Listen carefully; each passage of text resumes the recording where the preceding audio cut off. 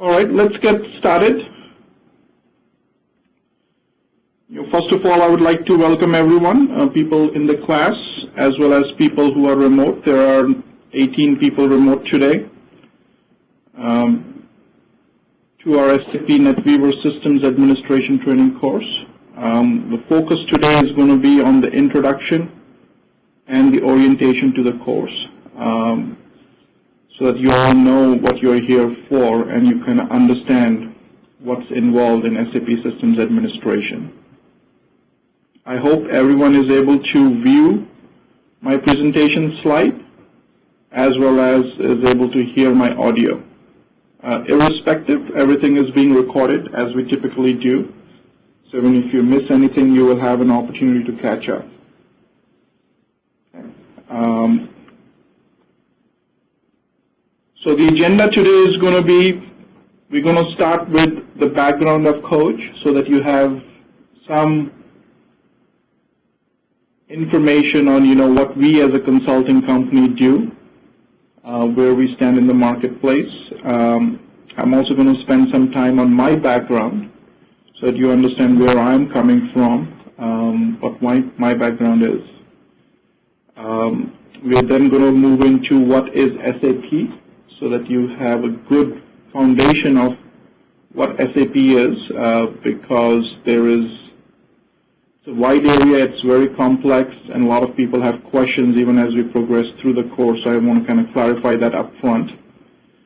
We're going to look at the course content, the syllabus, spend some time on it so that you understand how many sessions, as the question was asked earlier, what we're going to cover in those sessions, where we're going to cover it from, is going to be the focus of the training material, so that you get a good understanding of all the training material which we're going to use.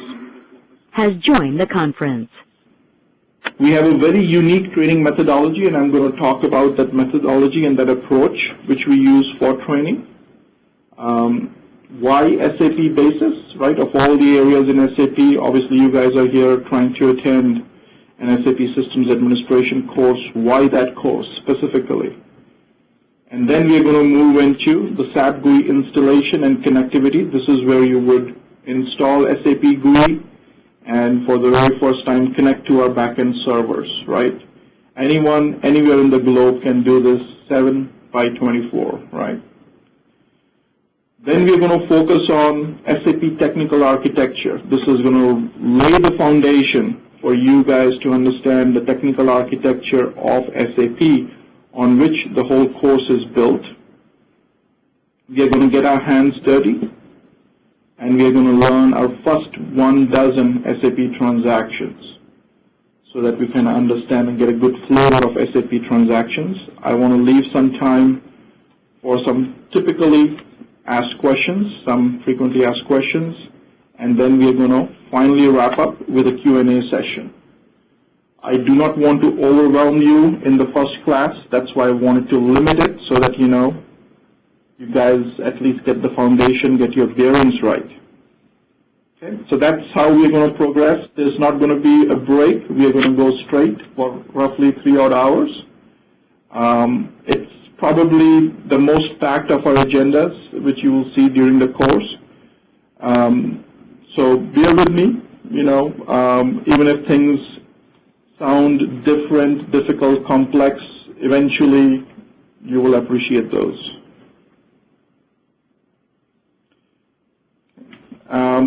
If there are any questions during the presentation, you can obviously ask on the audio conference, or you can ask through the Q&A session, or you can ask through a text question and answer from live meeting, right?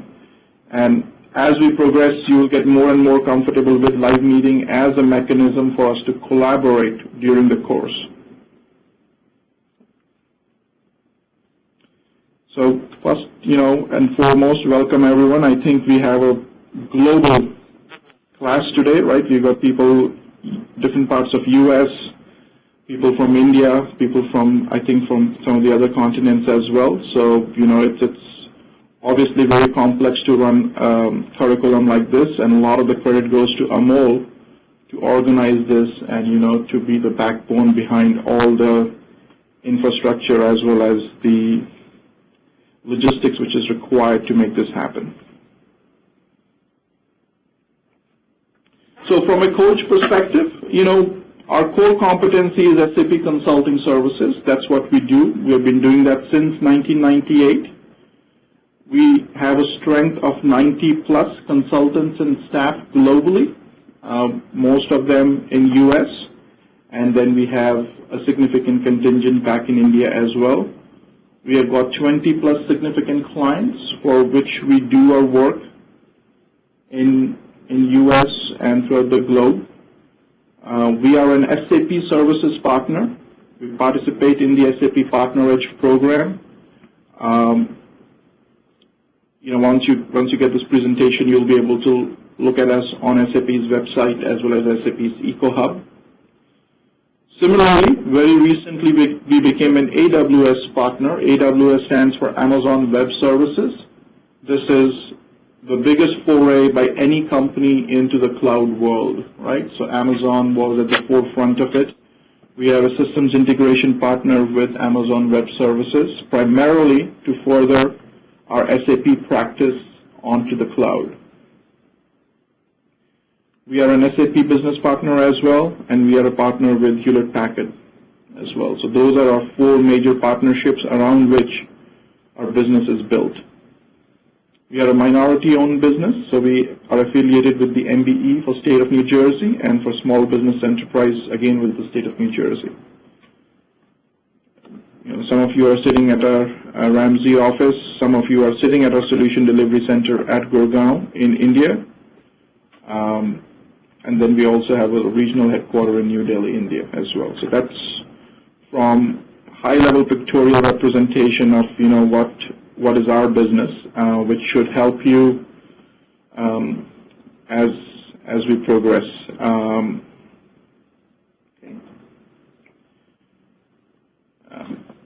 It's good that some of these questions are being asked. We have consultants working for businesses in the Asia-Pacific region. We do not have anybody physically located there. As you would see as we progress, that a lot of the SAP basis consulting work can be done remotely. So we support a number of businesses in Australia and New Zealand and that whole time zone as well, but from our office in Gurgaon, India. Good question, Namit. Right.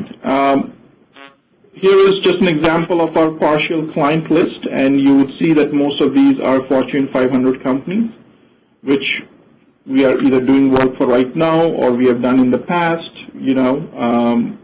All of these are SAP customer or SAP systems integration companies. Just a partial listing. Our business model is very straightforward, right? As with any consulting company, our vision is SAP technology and software quality assurance consulting and training services, right? You are participating in part of that vision today as you sit here getting trained on SAP technology. Our strategy is to provide technical solution offerings in the SAP space and also do so using vertical integration. That means our core model is to hire, train, deploy, develop, and retain our resources, right? So a lot of the people who work for us, were not experienced hires, right? They started with a very rigorous, hiring process, very rigorous training process, and then they have developed over the years. Obviously, we have a pool of consultants, W-2, most of them, employees, some contractors as well. Partnerships I've shared with you. We have a number of vendors we deal with. Those are the individuals who provide us with capabilities which we do not currently possess, and obviously the customer population, first and foremost, both large businesses and medium businesses, which is the core of what a company has to do in the SAP space. Again, I don't want to dwell on it too much because this is really a training curriculum not marketing material for Coach, but I wanted to give you some perspective. We have got 8 solution offerings, which are the foundation of what we do for our client population. They are all built around SAP, right? So the first and foremost is Architect SAP, where we provide SAP technical architecture, strategy, and design solutions. Right? This is where we started our business with. This is where I started myself, when I founded Coach in 1998. Remote SAP, this is our best shore. That means both onshore and offshore SAP NetWeaver systems administration. Basically, this is the core of our business at this time, providing remote SAP system administration services from either US or India, best shore model. Manage SAP, this is our SAP Solution Manager implementation and consulting practice. And you will learn about Solution Manager, part of it today and part of it as the course progresses. Turbo SAP, this is our SAP Performance Management and Performance Tuning service offering. SAP being a enterprise-wide application is subject to lots of performance issues. And a lot of times companies would look for individuals who have got experience in measuring performance, managing performance, tuning performance issues. Assure SAP is a sister service offering to Turbo SAP, where Turbo SAP is all about performance testing and tuning. Assure SAP is about functional quality assurance on the functionality side. We have Secure SAP, which is for SAP security design and administration. Security is a major area in SAP, and security administrators are in great demand. It's also one of our courses. Secure SAP is designing that security model and administering security. Train SAP is to provide technical training. You are participating in that today. We not only do it in this forum, we also do it for our customers and our clients on demand on specific topics, and also in various trade shows on specific topics, right? Presenting either white papers or specific case studies or specific technical areas. Consult SAP, this is our catch-all. If we do not provide a service offering in that space, we can obviously help our customers and our clients by providing consultants who might help them with what they want to achieve, purely a staff augmentation model. Those are our solution offerings, and that's where we provide our consulting services globally.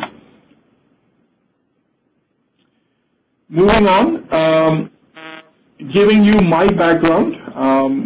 Obviously, a lot of you are already aware of,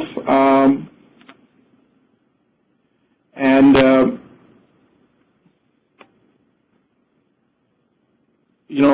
I'm always provided you with some of those details. And I introduce myself, Ajay Dhingra.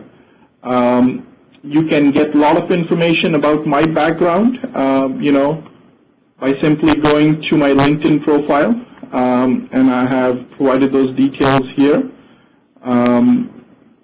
Time permitting, you guys are more than welcome to go and check that out.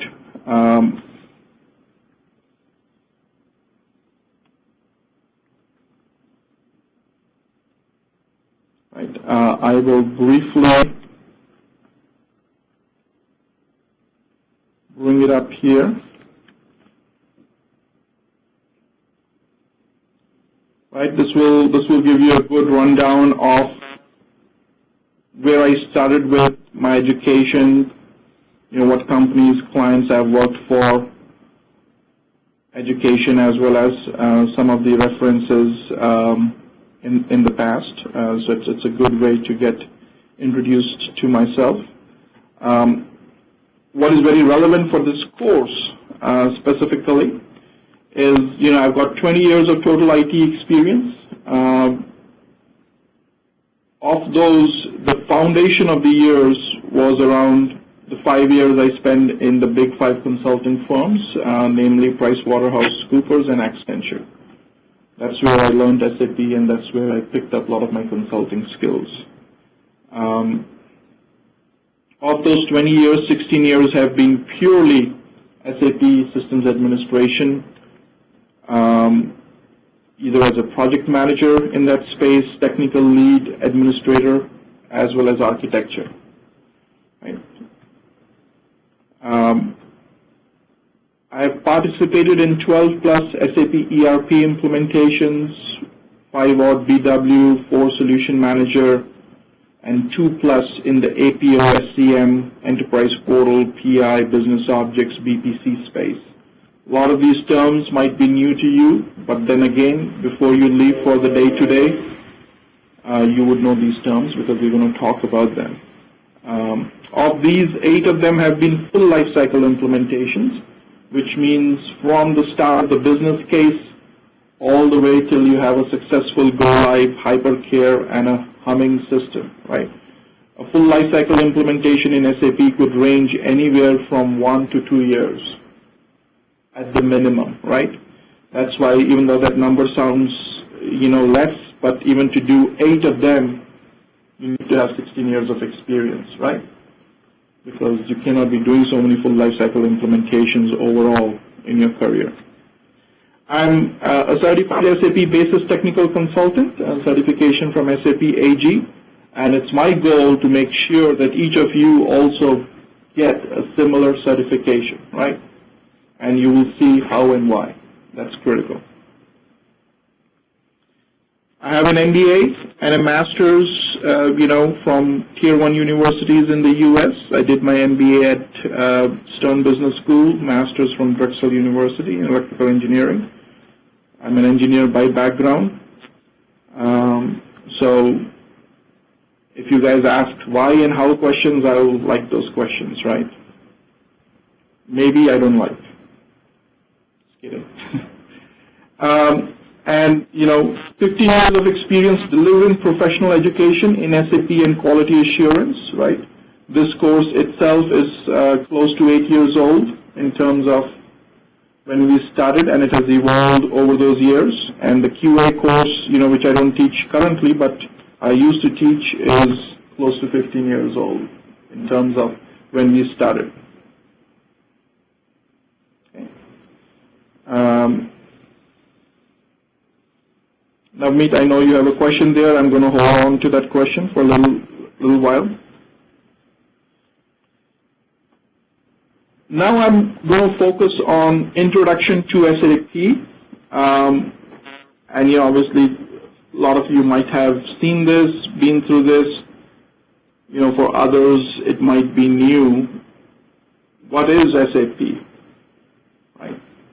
The original meaning in German means System Anwendungen Produkt der Datenverarbeitung. Now again, my pronunciation might be totally off. What it really means is systems, applications, and products in data processing, right? This is the English translation of SAP, right? And a lot of this happened in the 1980s as SAP was moving out of Europe and becoming more of a global player, is when they changed the definition of what SAP originally stood for. It's the world's leading provider of enterprise application software which run the enterprises, right? All aspects of the enterprise. They deliver products and services that help accelerate business innovation for its more than 183,000 customers, right? Unbelievable number from a corporation standpoint. Number of companies using it across 130 countries. So the installed base is second to none, right? Second only to the Microsoft products out there as well as Oracle products out there. It was founded in 1972 by 5 former IBM employees, as a lot of the IT companies in the 70s and 80s were founded, right, by ex-IBMers. The software currently, SAP software, in one way, shape, or fashion is being used by 80+% of the Fortune 500 companies. So very, very deep penetration. And that penetration is key for them to retain their market leadership. SAP's Business Suite, which is the core product line, right, consists of 5 products. If there is nothing else you take back from the course today, it should be that bullet. The SAP Business Suite, which is their core product, consists of 5 product lines in it. The first one is called ERP, used to be called R3 earlier, standing for Enterprise Resource Planning. This is their flagship product, right? Most of the places where SAP has been implemented, SAP ERP is running. The second one is Supply Chain Management. This is for managing of the supply chain, because SAP's foundation lies in manufacturing companies. And the core for a manufacturing company is the supply chain from their vendors, raw material, manufacturing, finished goods, finally to distribution centers and the end customer. How to manage that supply chain and all aspects of it. Then comes CRM, which is Customer Relationship Management, managing the customer aspect, the relationship with the customer, the sales side of the business. Then comes the Supplier Relationship Management, managing the relationship with the supplier, the vendor.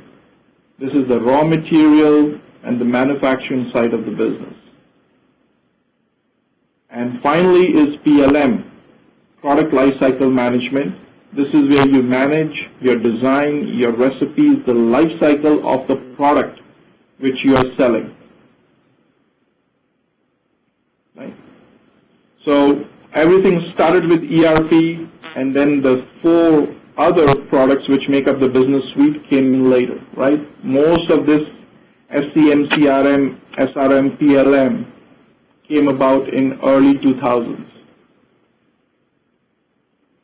Okay. So that's introduction to SAP in terms of what it is, where is the market. There are a number of bold projections out there for SAP. If you go to SAP's website, and as a homework, I would like you guys to kind of tell me what is SAP's vision for the next 5 years, because I have never seen any company come out with such an aggressive goal as SAP has done over the last 1 year. Right? In their own space, they've got little to no competition. Now they actually want to take over the market for databases from Oracle. So read and tell me what is SAP's goal in terms of being a database vendor. And then one of our fellow colleagues, Vishal Sika, who is the CTO of SAP, is at the forefront of the HANA revolution, which is SAP's in-memory computing revolution, which they believe is going to be as big as cloud is in today's market space as time progresses. In-memory computing is the future. So read about some of those, so the next time we talk, you are telling me more about what SAP's projection is for the future.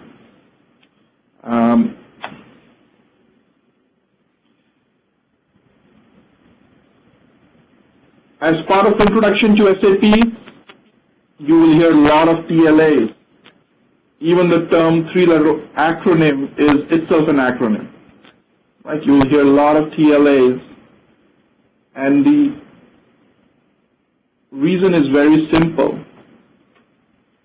People who are in SAP want to make it difficult for the competition, right? Basically, that's how you safeguard your interests, by making things more complex than they truly are. But it's my responsibility here for us to make sure that it's simplified for you, so you can comprehend what's happening. So I will just demystify some of the aspects. We talked about ERP as the business suite. A lot of times you will hear the word ECC. ECC is the enterprise central, or sometimes the core component, which is at the center, which is the core of ERP. And within ERP, you have all these modules, which you guys might have heard about a lot, right? As you were thinking of this training course or discussing with your colleagues. So one needs to be able to differentiate between what is a business suite, which consists of 5 products, ERP being one of them, and within ERP are modules of the kind finance and controlling, which is typically pronounced as FICO, F-I-C-O, FICO.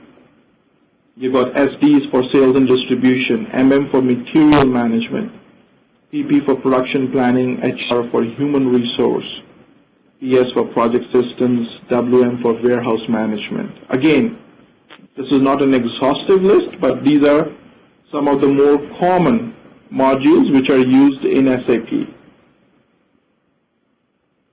Right?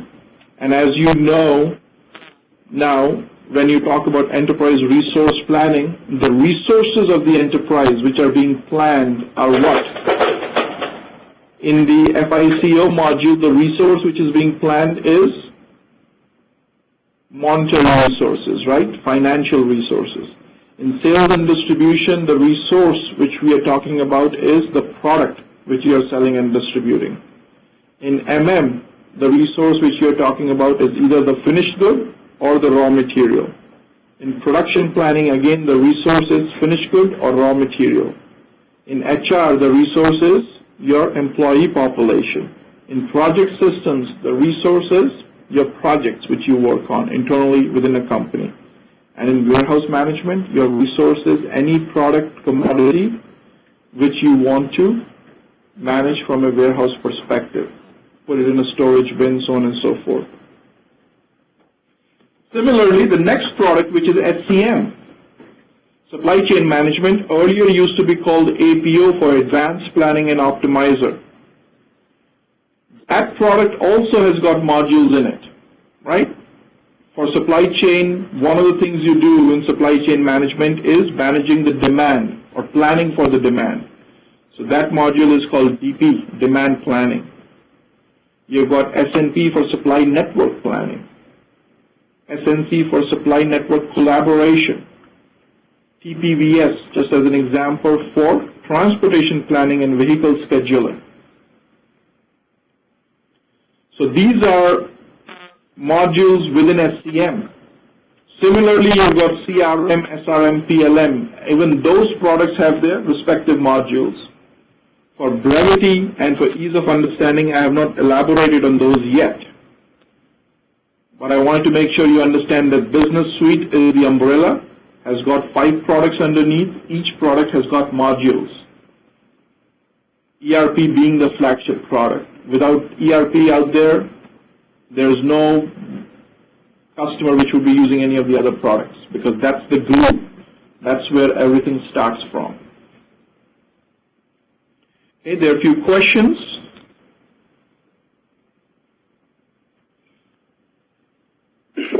Yeah, hi. Can you hear me? Yes. Yeah, hi, this is Vanu here. So I guess I'm just curious. There are all these different modules within products within the business suite. Is there any reason? Is there something fundamentally different? Why is it that they're not modules within, for example, R3? Sure. Very good question. Why don't you just hold on for that for a second. Let me first answer the questions which have been asked remotely. Navneet, I'll still stay on to your question for a little while because I think there's a better forum to address that. And Hussein, even your question we'll wait for a little later, and I'm not going to delete them now because there is a better slide where I can answer that. But Vanu's question is more pertinent to this slide. Why do you have these separate products? Why couldn't you do it within ERP? And the answer is you could do it within ERP, because if you look at it right now, if I look at CRM as an example, customer relationship management, the relationship which you're managing with the customer is around what? Sales and distribution, primarily, right? Crediting, right? So there is already an SD module here. So essentially CRM is a glorified sales and distribution module, right? Where you did the base implementation, you implemented SD, you have got all the core functionality of sales and distribution. Now you want to go the next leg. You want to sell on the internet. You want your customers to do self-service. You want them to be placing orders themselves. You want them to be able to tell you what is the situation of the stock at hand. You want your CRM system to be so complex and so up to date that when Walmart or when Best Buy, being your customer and you being Sony, logs in, they can tell you what is the status of DVD players on their aisle 3, shelf 4. You want to know that kind of status, being Sony Electronics. If you need to get to that extent, simply doing sales and distribution won't help. You need to augment sales and distribution by supply network collaboration. That means you're collaborating in your supply network with your customers, with your suppliers, and you're managing that relationship with CRM. So as the company evolves and as they want to use IT more and more, they would initially have started with ERP, then would have gone to SCM and CRM, so on and so forth. Not everyone needs SCM, not everyone needs CRM, but you at least need ERP. Whether you do ERP, if you're a $10 million company, you might be doing it in a spreadsheet, right?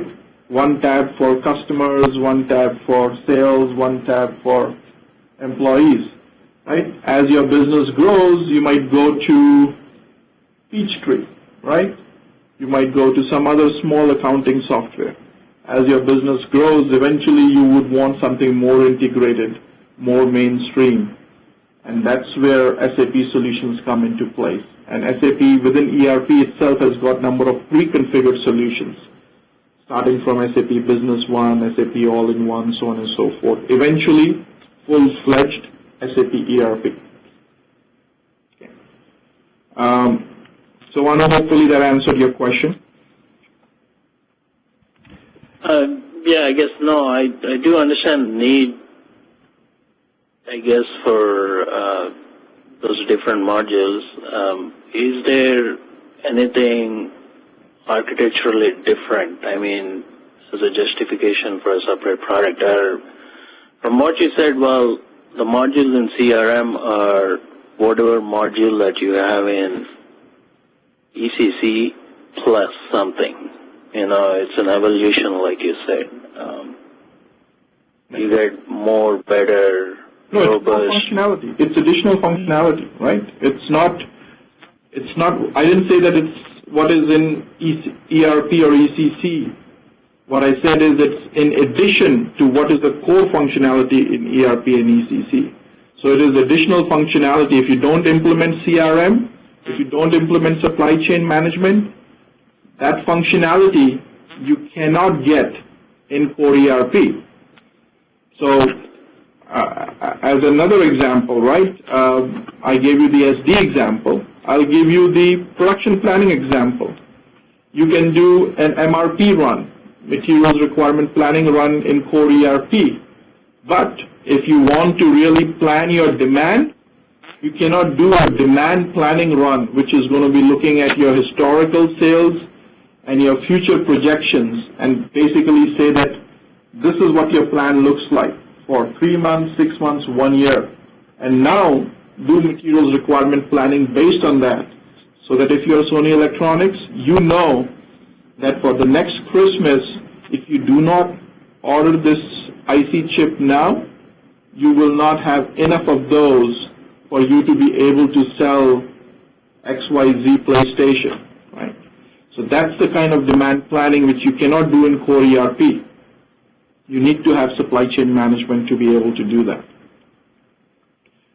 Moving on, we also have other non-business suite applications. And this is what makes the foundation of SAP NetWeaver. And we're going to spend some time understanding what is SAP NetWeaver.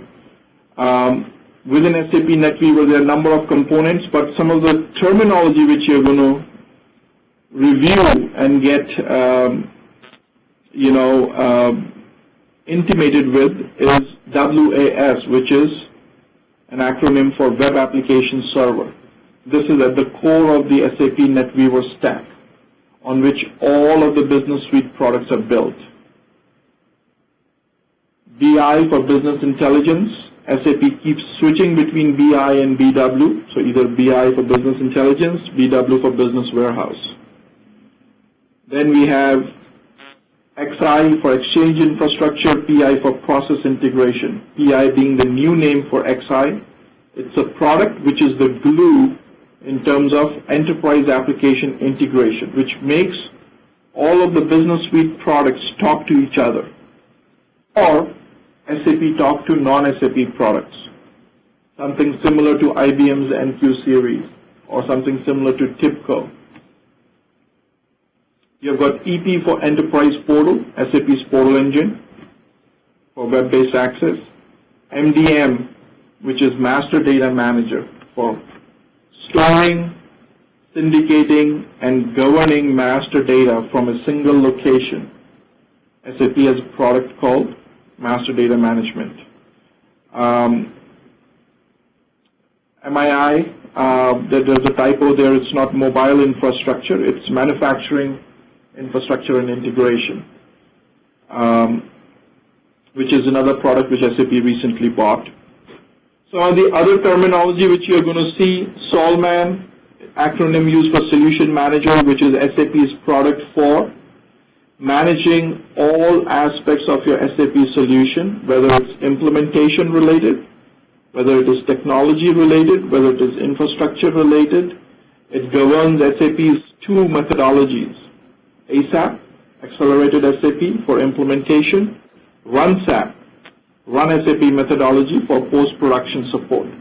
Both of those methodologies execute within Solution Manager. BPC, which is for Business Planning and Consolidation, is another product which SAP recently bought 3 to 4 years ago. And then obviously their most expensive acquisition till date is Business Objects, which gave it the cutting edge OLAP application for online analytical processing. And at the core of it is Business Objects Enterprise version 4.0, which is the first version of BO, which was released under the SAP umbrella.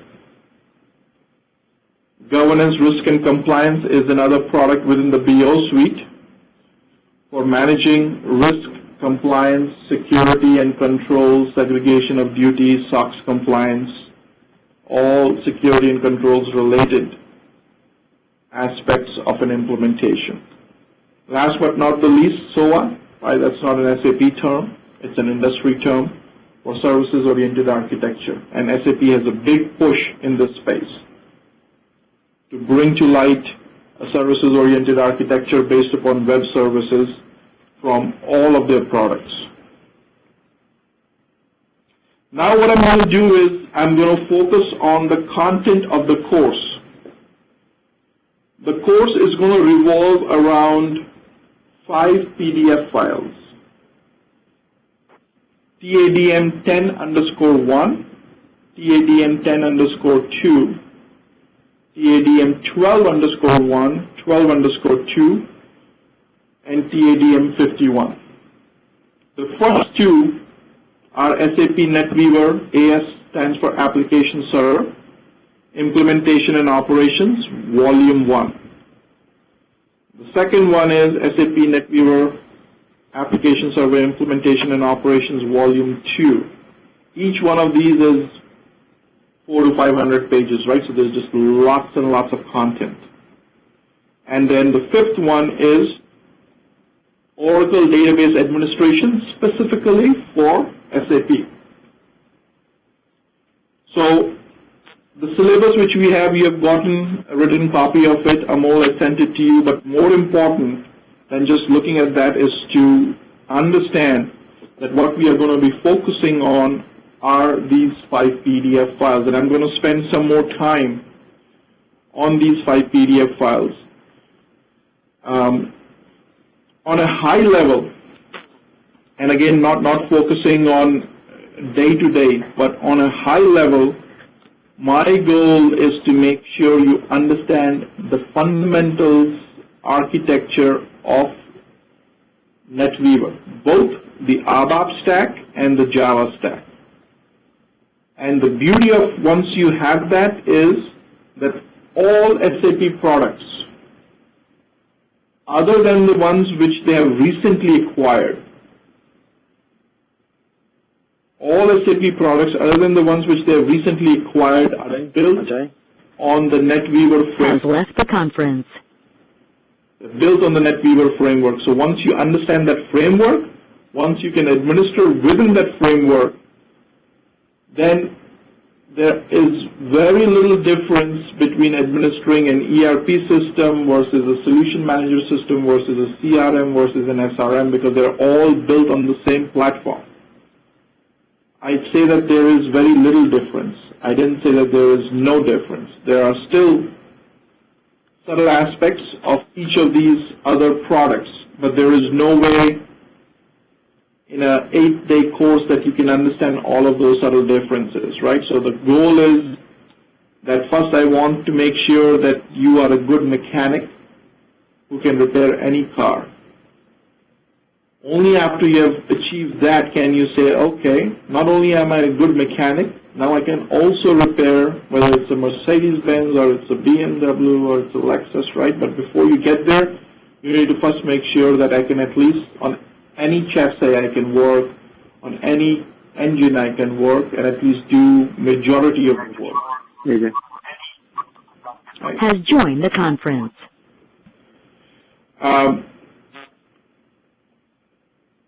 And I'm going to talk about those 5 PDFs somewhat more as we progress to understand our training material. All of our training material is delivered to you in our training DVD, and I'm going to give you a sneak preview of our training DVD. This is how it's going to look like, right? I'm just showing it to you on a shared drive, but you know, when you open up your DVD, you're going to see these folders in it. The one we are going to go most to is called SAP New Material. Right? And even within this, what we are going to focus on is these 5 PDFs, right, which we just talked about. So 90% of what we are going to do in the class is these 5 PDFs. Yet these 5 PDFs are only 10% of the whole DVD. Right? Just look at the statement again, right? 90% of what we are going to do in the class is these 5 PDFs, and these 5 PDFs are only 10% of the DVD. That means there's a lot of other information which is provided to you, what I call or like to call reference material, right? That means you don't learn from there, but if you know what you're looking for, you can go and find it from there, right? So there's a difference between using a book to learn and using a book to refer to, right? That's how we need to use this DVD as well. I will spend some time on these 5 PDFs, but remember that this SAP New Material, a lot of other good material is in this space. Some of it we are going to use today itself. They're all SAP PDFs. Additionally, what we also do is all of our classes are recorded. right? So that you can prepare ahead of time and you can know what's the next class going to look like.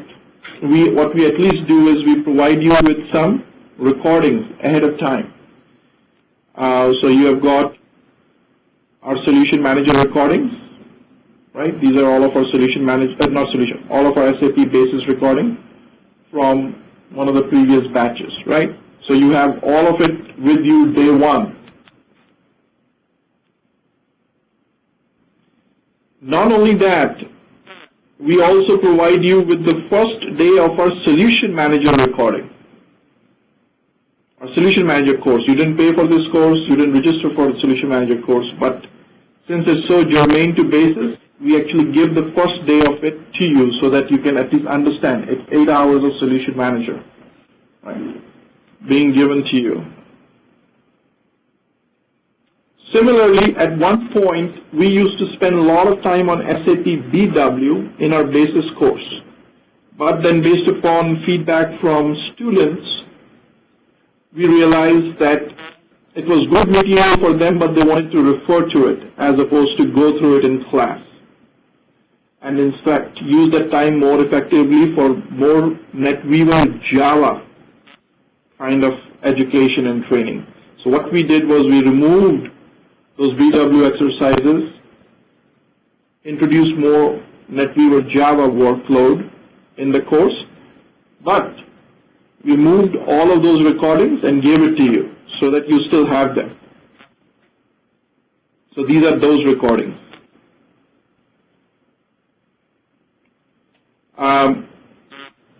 Also, as you will see that we do a full-blown SAP installation. Everyone will be doing their own installation. All of that installation-related material is provided here, except one document, which we physically give to you, which we don't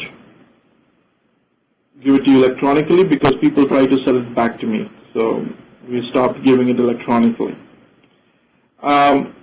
Student material, again, to prepare you for the installation. Installation is done on Linux, so we've got Linux books. Installation is done for Solution Manager. We got Solution Manager guides. The Linux is specifically Red Hat Enterprise Linux, so we have got RHEL documentation, right? So you don't even have to go and surf the net, figure out, order, books, this, everything is given to you. Additionally, we provide you with some books, right? Electronic version of some books. This is probably $400 to $500 worth of books itself, right? In which the R3 handbook is supposedly the Bible for BASIS, right?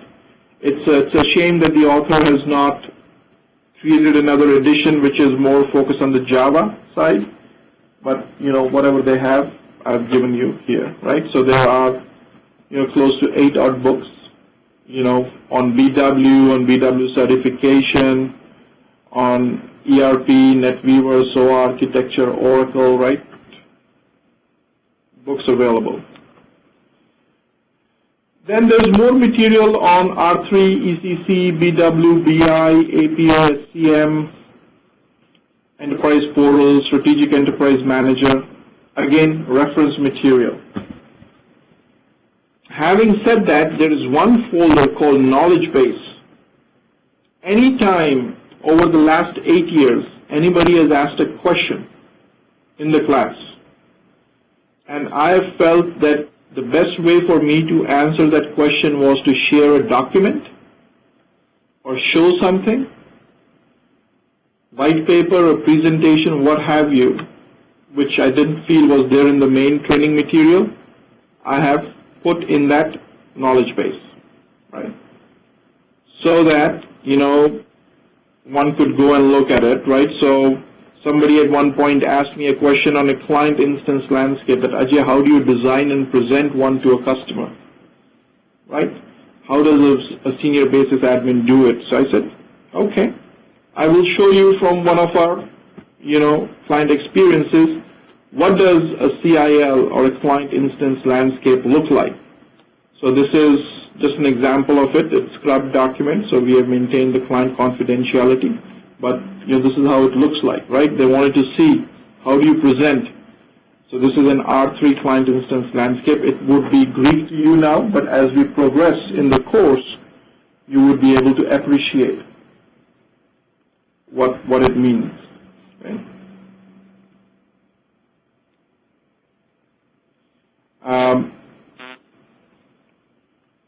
So all kinds of stuff, right, is in here. I just gave you that as an example. Similarly, somebody asked me, what do the ASAP deliverables look like? SAP's implementation methodology, what are the deliverables in it? Ajay, what did you do when you prepared for your certification? All of my notes and everything, I said, here it is, right? So, again, some of the material could be dated because people ask questions at different points in time. I've tried to keep it up to date, but the good thing is that you are not only gaining from today's batch, this batch, but also from the collective Q&A of all the previous 36 batches as well. That's what you get when you get your DVD. Right? That's the content of it. Let me step back and kind of look at what other questions were asked. The question is, what exactly is Solution Manager? Is it a module of SAP or what? It's not a module of SAP, it's a whole new product. And that product is responsible for you to manage the SAP solution, all the other SAP landscapes out there. So it's a product used more by the PMO, Program Management Office, right? From a project management standpoint, they use it to go through the implementation and go through the SAP's ASAP methodology.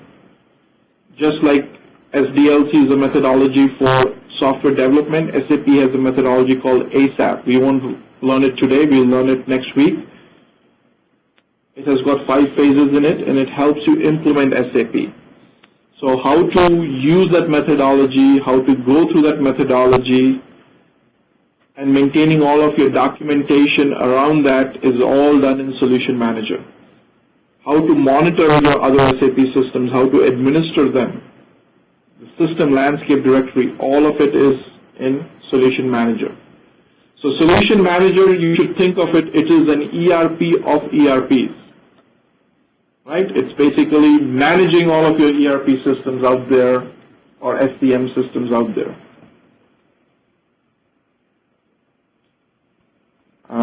And again, with the DVD, you can actually simply go and say, live meeting recordings, I'm not taking the Solution Manager course, but you've got 8 hours, 2 4-hour recordings right there, which you could view at your own convenience.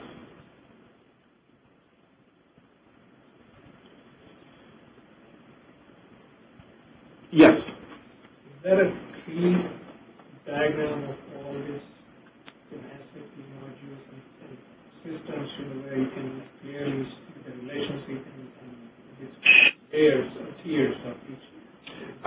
There is no tree diagram for all of the SAP products, but there is what's called a refrigerator diagram for NetWeaver, which we will talk about. Where the reason it's called a refrigerator diagram, they show it as shelves of a refrigerator. So you'll appreciate from a NetWeaver standpoint how it looks like. From the other products, there is nothing very comprehensive.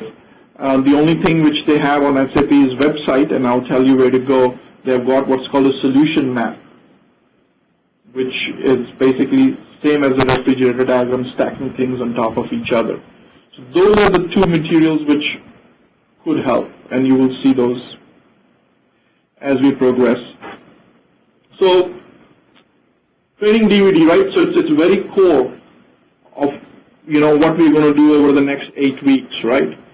Also, all communication, everything we do through Yahoo Group, so that, like Deepak asked me this question, my response to him, today everyone could hear, but tomorrow if he sent me an email, people would not hear. So the goal is that all students communicate through Yahoo Group so that my answer to him electronically also benefits others. And people can talk to each other. And at the end of the day, you will have a network of 21 other people who are in the same boat as you are. Right? So everything happens through Yahoo Group, and a lot of you would have gotten this invitation. I'm logged on to our Yahoo Group here. This is batch 37's Yahoo Group. I already know that not everyone is a member yet because there are 21 people attending, 9 members currently, so some people are still going through the process. All exercises are going to be uploaded here.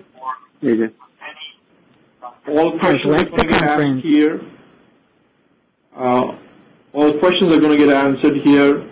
Class postponement, class starting late, class starting early, any logistical stuff is all going to happen here. So you need to make sure that, number one, any emails coming from Yahoo Group, you whitelist those. Those should not go in your junk mail. Same, any emails coming from coach-inc.com as well. I just briefly mentioned hands-on exercises, right? And very core to what we do is hands-on exercises, right? We have taken months to build these exercises, and they're not just simple 1-line, 2-line, 3-line, 1-page exercises, right? They're very, very complex with screenshots, with specific criteria embedded in them. So they are basically learning exercises, not testing exercises, right? So you learn by doing them, you just don't get tested by doing them, right? And as an example, I'm going to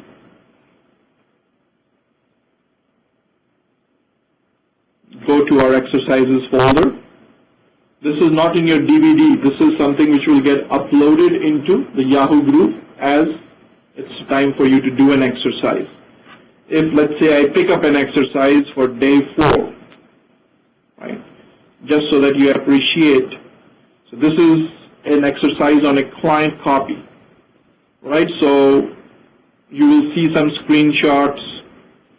The exercise is a learning exercise. So you have seen this in class yet again, that walking you through, right? What to do, how should the screen look like, right? And multiple pages, right? So this is a 17-page exercise, right? It moves on to the second phase, which is around transport management, right? And everything is nicely laid out in terms of what you need to click on, what you need to explore, right? So what you will find as it progresses is content and information would not be the limiting factor. Instructor would not be the limiting factor. Opportunity would not be the limiting factor. Attitude and aptitude, which you have, right, is what's going to go on how well you learn it, how well you pick it up, how fast you learn it, how fast you pick it up, right? And needless to say, 20 hours a week is the minimum. If you spend less than that, I'm okay with it. But if you're spending the kind of money you're spending, if you're coming here on a Saturday morning, I would say don't spend less than 20 hours, right, to do yourself a justice. Does that include classroom time? No classroom time. So 8 hours classroom time outside of this, right? Again, you might not be able to do it on every week, but even if you do 10 or 15 hours, right? What I'm saying is 2 or 3 hours picking something up, right before the class ain't going to help you. But if your goal is just getting an overview, right? You're not making a career change, you're not trying to get into basis, then that might be okay, right? But if you are making a career change, if this is what you want to do, and you want to get certified, you have to spend that kind of time. And hopefully I would have motivated you to spend that kind of time. It's not a school, but I want to make it like a school, because coercive means and, you know, motivating by better prospects in the future is the only way for you to kind of spend that kind of time, right? Suddenly, since I talked about that, a lot of questions came up. Okay, let's quickly look at it. 20 hours weekly? Yes. Yes, Phillips. 20 hours weekly. And Nitesh's question, are you going to cover security admin syllabus or only the basis admin training? We are not going to cover all of security administration, but we are going to cover enough of security administration so that as a system admin, you know what a security administrator does. In US at least, a system admin does not do security work, and a security admin does not do system work. Especially this became very, very common and a requirement since 2001, since the Enrons of the world and Adelphia cables of the world brought to our attention what's now known as segregation of duties and Sarbanes-Oxley compliance concerns, right? If you're a security admin and a system admin, then on somebody's direction, I can do anything in the system any way I want. So that's segregated that, right? At least in US, if you are a US public listed company, that's the first thing you won't be allowed to do.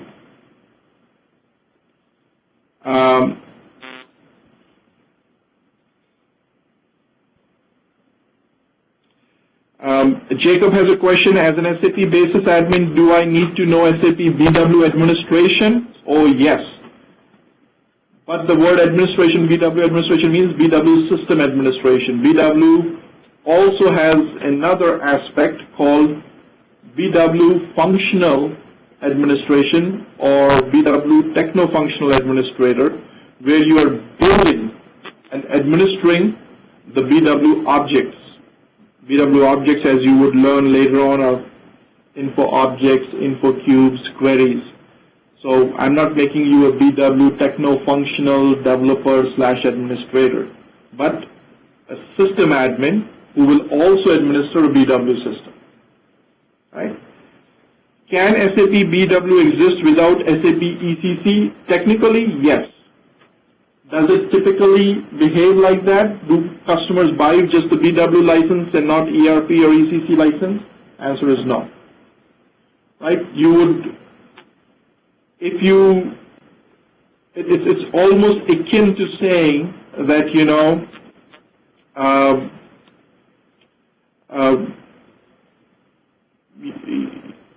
that the core product which that company sells, I didn't buy, right, for which that company is famous, but I bought something on the periphery, right, which is very rare. You would never be doing something like that, right? So it's almost like saying that, you know, I don't have a Dell desktop or a laptop, but I have a Dell switch or a hub, right? You know, you would not do it. But yes, if you did buy their desktop laptops, you might say, okay, I want to even buy my networking gear from them, right? Something akin to that. Again, Navneet and Hussein, hold on to your questions. Will get answered soon.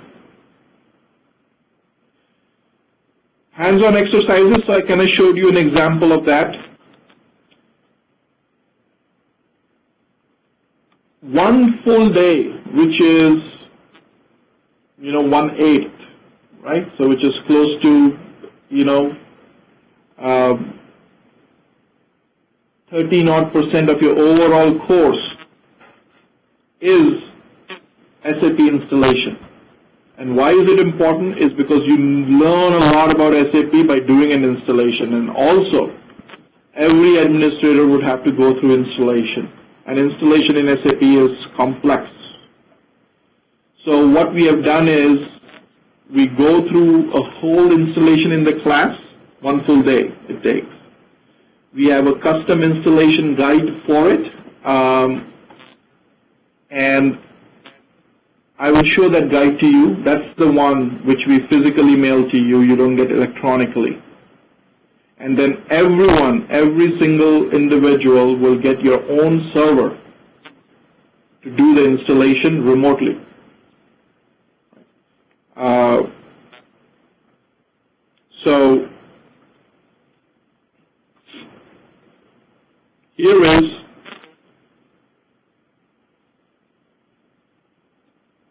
the installation guide, custom installation guide. So why the word custom is because we have taken the SAP installation guide and watered it down, made it very specific to the environment in which we are going to do the installation, which is Red Hat Enterprise Linux on Oracle on a virtual machine, 64-bit, right? And that's what we have tried to do here.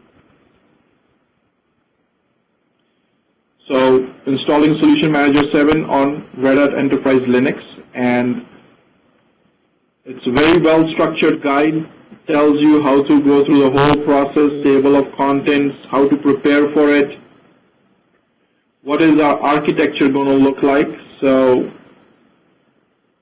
and that's the uniqueness of this course, is that, you know, you're not just seeing things, you'll actually be doing it, and you'll be doing it on real hardware. So the installation is going to happen on a Dell PowerEdge server, running a VMware server on it, 64-bit, 4 virtual partitions. You would be installing on top of these virtual partitions, so you would kind of comprehend, you know, what happens in reality. And in fact, this exercise might get further enhanced to really install it on cloud, on Amazon Web Services Cloud. Since now we are a partner with them, it gives us a better avenue to install on the cloud, which is the future. There, instead of using VMware, you use what's called an AMI, Amazon Machine Interface, machine image. In fact, I'll show to you an SAP install, which is currently running there on the cloud for Amazon.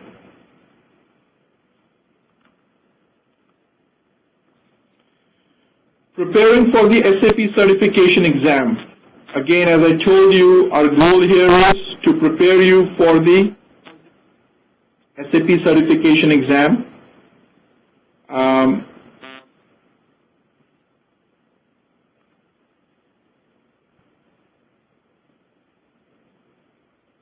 And the exam, specific exam, is the SAP Certified Technology Associate Systems Administration for Oracle on NetWeaver 7, right? And if I go to this exam, which is called TADM 51_70, 51 came from where? Oracle, right? Remember the TADM, and 70 came from the fact that it is NetWeaver 7. Once this opens up,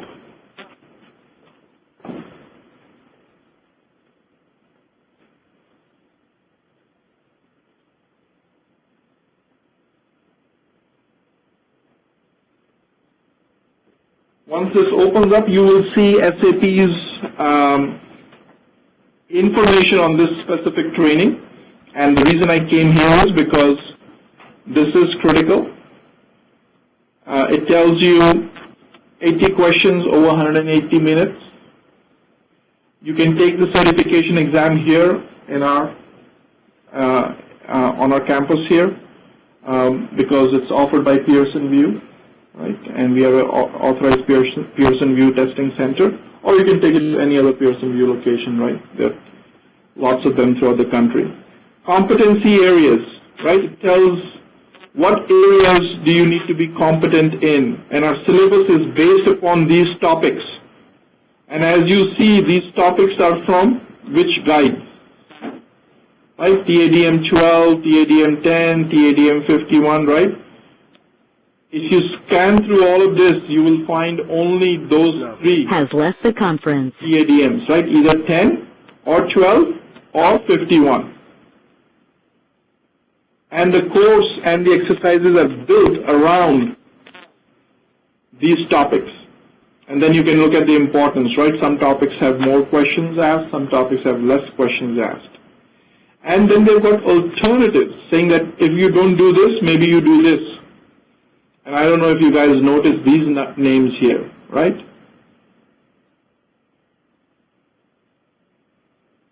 SAP New Material. These other PDFs here are those ADM folders, ADM PDFs, right? So if I look at this, SAP WAS Admin 1, If I just open this up, it says here ADM 100, right? Was admin 1. And if I quickly go back,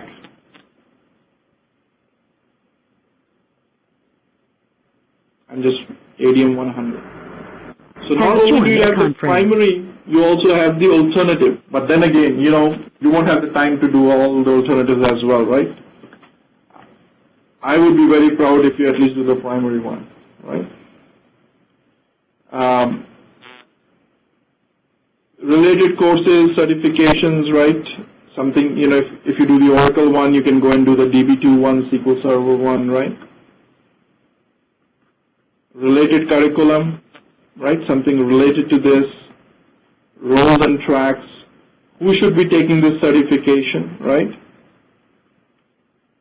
And all the focus is in the basis area, right? You can start with associate, go to professional level. So I've given you this link. It's in the presentation, right? Moving back. So we talked about the syllabus. We talked about the training material. Now we're going to talk about what is unique about our training methodology. Number one, just compared to what you have out there, I think in terms of the instructor and the instruction material, we have invested a lot of time and effort into this, right? Which some of it would be evident to you already, right? I like teaching, right? For me, it's a passion, and I'll devote my utmost attention to make sure everyone learns, but only if you're spending the 20 hours, right? I'm kidding. Even 19 would do. Instruction material, right? It has been, painstakingly put together. Other unique aspect, which even SAP's own training they're unable to deliver effectively, is individual installation on your own server, right? That means it's your baby, make it, right? So you will learn a lot in the process of doing so, right? So like the doctors learn when they do their very first operation, right? So it's not easy to get to that situation, where you are getting to do your own operation, right? So your own installation. So each student will be doing a solution manager installation as part of the training program. You will also have access to our servers 3 months after the training has been completed, right? So you always have access to these servers. Training DVD we talked about. Outside of the 64 hours of training material, there's a lot of stuff in it, right? Additionally, you've got 7x24 access globally anywhere over the internet to our systems, right? And our systems just don't go down, right? It's not going to happen that they just disappear and you're trying to, it could happen, and if it does happen, it's typically because of a fellow student, trying something, shutting it down, starting it up, but still we've got multiple systems. With relative ease, we can bring up another one. Global access available to you. Again, you will be able to be in touch with the instructor through the Yahoo group, right? So not only is the system available, even the instructor and other admins are available to answer your questions.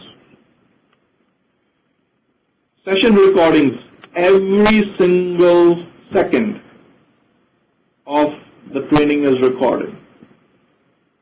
Even when I'm not there, it's being recorded, so don't talk bad about me, right? So even if I step out, right, give you a homework or classwork, it's still being recorded. You could attend in class or remotely, right? So whatever you're seeing in live meeting today, whatever you are hearing, everything is being recorded, phone conversation as well. This makes it easy that if you're unable to attend the class or if you miss a piece of it, you're still able to review the recording. You can do so for 1 year. We don't let you download the recording, but you can continue to review them for 1 year. Multiple reasons for not letting you download. The one which is for your own benefit is, sometimes people feel that if you have the material, मेरे पास है कल करूँगा, right? So that tendency has to go away. Is that you know that there is a time crunch. You need to do it now is what we want to, make sure, we can impress. Coach placement service offering is available to everyone. It's a separate service offering. This is a typo. It should be service offering instead of server offering. And this is, as I told you, right? Hire, groom, train, retain, right? That's our methodology. That's our approach. And at the core of it is our placement service offering. And the details of this can be gotten from Amol Moore. Schooling approach, right? Because that's the only way you will pick it up fast. There's going to be a weekly homework. And I literally mean weekly homework, right? So it will be like typed weekly homework, which will be given to you, and you need to do that. That is part of your 20 hours, right, is to do that homework. And to impress upon you that you will really get it, here is, I am going to go to batch 36. I hope I can do it like this.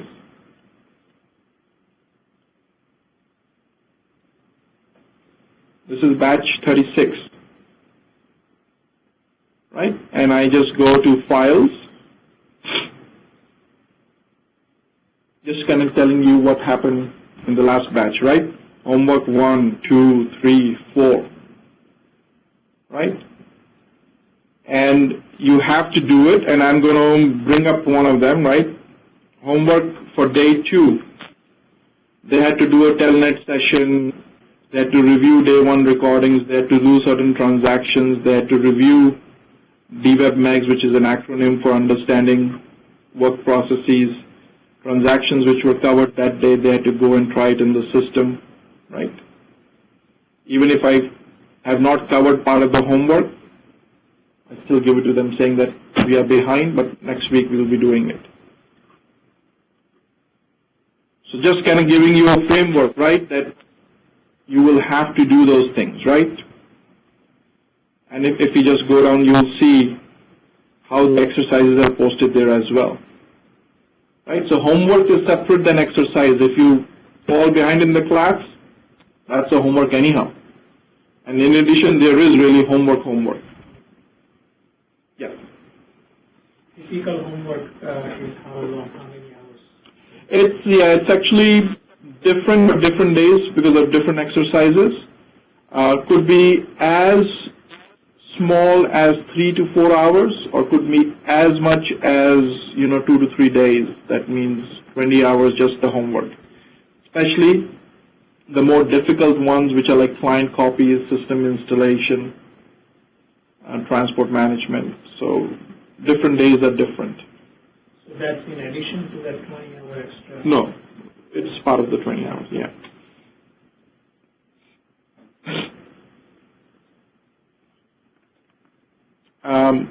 So that was a sneak preview into that.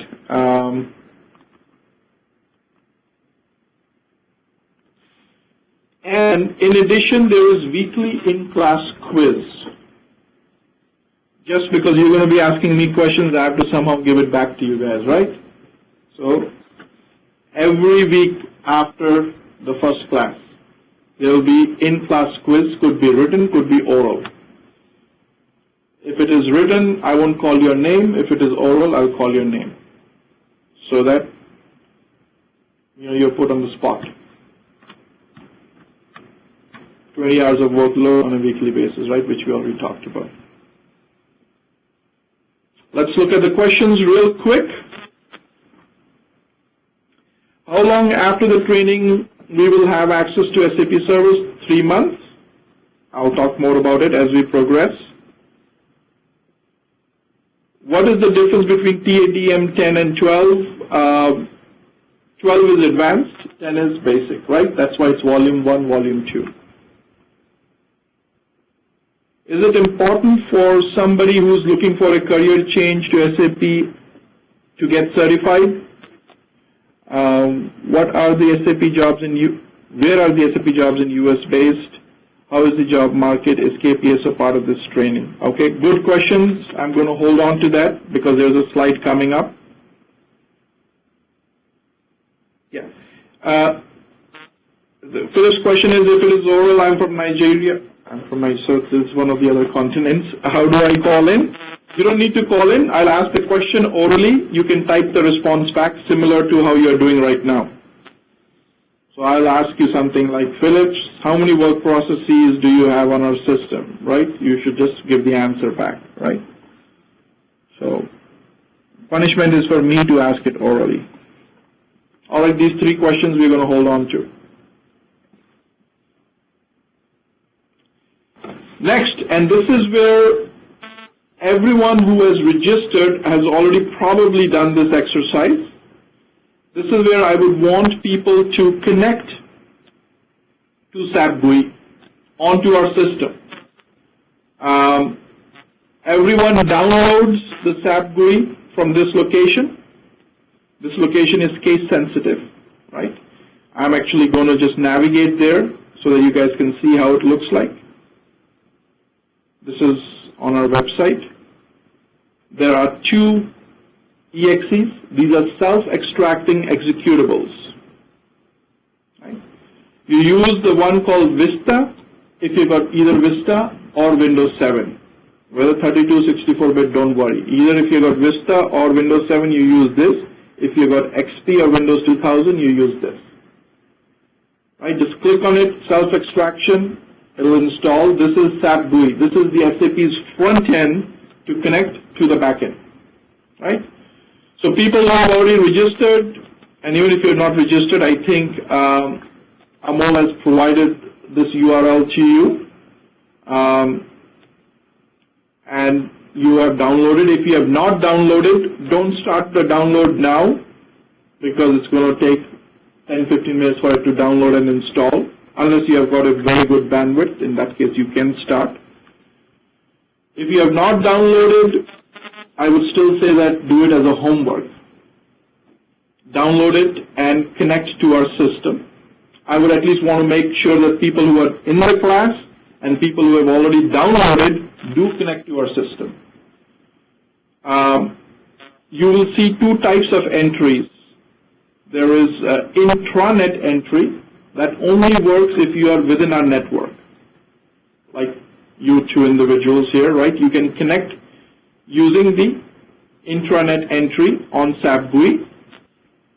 The internet entry is there for individuals who are remote, including if you are sitting in our Park Centra Gurgaon office in India. Even then you use the remote one. And when you use that entry, you need to log in as Shishya Welcome. So what I want to do is I at least want to give people a couple of minutes to quickly log in. And I will log in as well. Again, I don't want to spend too much time on this exercise because this is also going to be a homework, but I'll at least show you me logging in as well. Okay. So quickly, yeah, so you will use this one.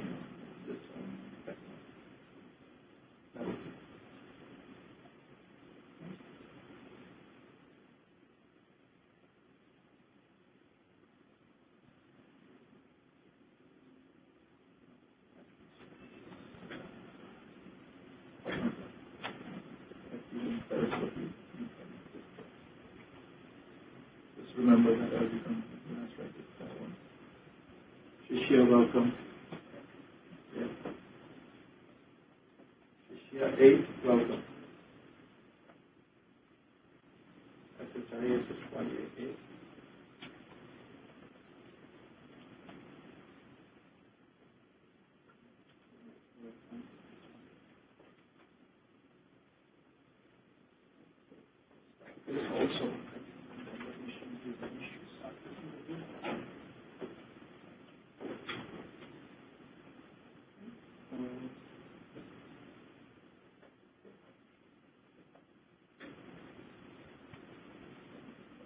All right.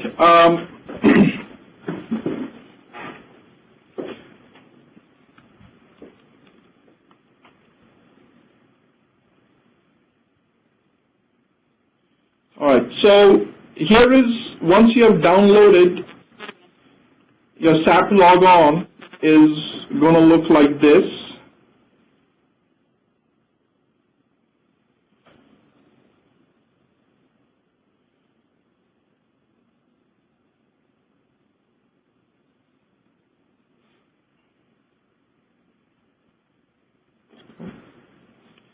Your SAP logon is going to look like this, as you see here for me. If you double click on it, it's going to come up and you're going to see, if you are remote, you will be using SD1 on Saraswati Internet. If you're in the class, you'll be using this. Right? So, Internet, did it boot up for you? Yes, but I don't have Yeah. So you will click on SD1 on Saraswati Internet. If you're remote, I'm clicking on it right now myself. It won't work for me because I'm not remote, I'm in the class.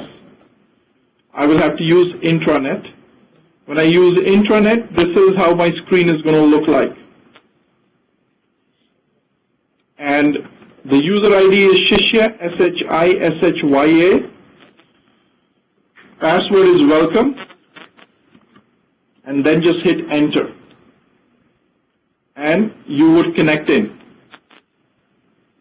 So this is the SAP main window. This is what companies spend tens of millions of dollars to see.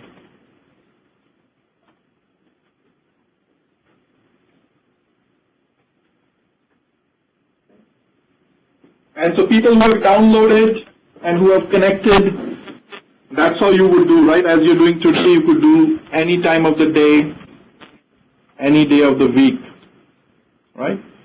Let me quickly look at the questions which have been asked.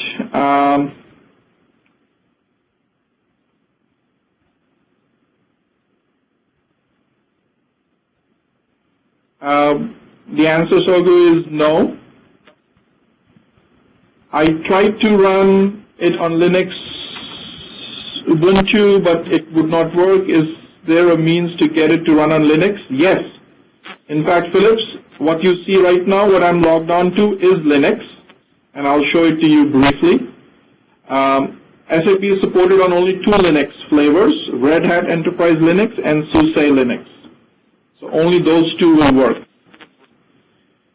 Raja Maganti, you downloaded, you are getting an error. Please reach out to Amol.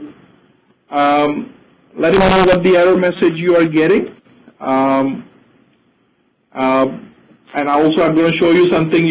Typically, if you're getting an error, if there's a typo in your SAP logon entries. We'll look at it briefly. Is it case sensitive? ID and password? Yes. And different versions have changed it differently. Password is case sensitive. User ID does not care. By installing SAP GUI, will the INI file automatically copy? Yes. What we have done is we have packaged the INI file, which is what contains these entries on how to connect to our systems. We have packaged it into SAP GUI.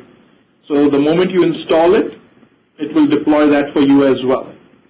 If it does not deploy, or if it deploys incorrectly, what you need to do is simply look at, so for people who are remote, the internet entry, if I do change item, should look like this. For people who are remote. So Raja, right, make sure that application server is correct, Saraswati. There is no A between R and S.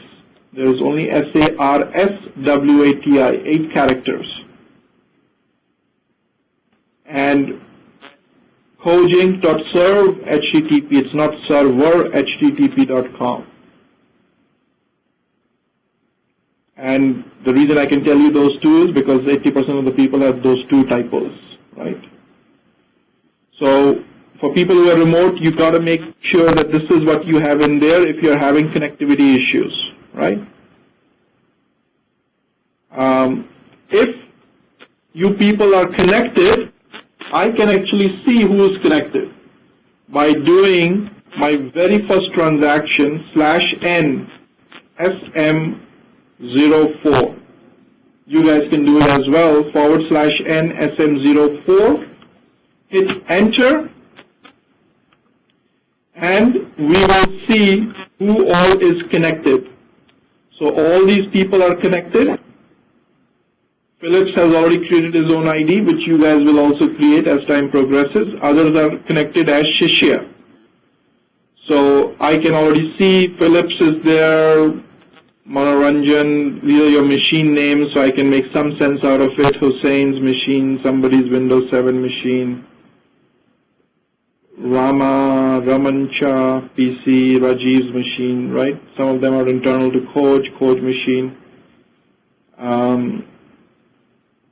I don't see anything from Park Centra here, which is strange. I would have expected to see something from our office in India. Anyhow, if you keep refreshing it using this button here, you can see who all is connected, right? Pardon me?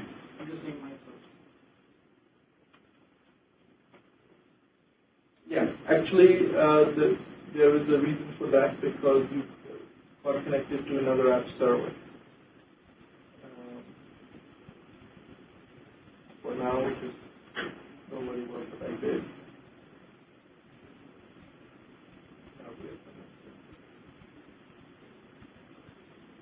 Okay. You will understand what your issue was next week. All right.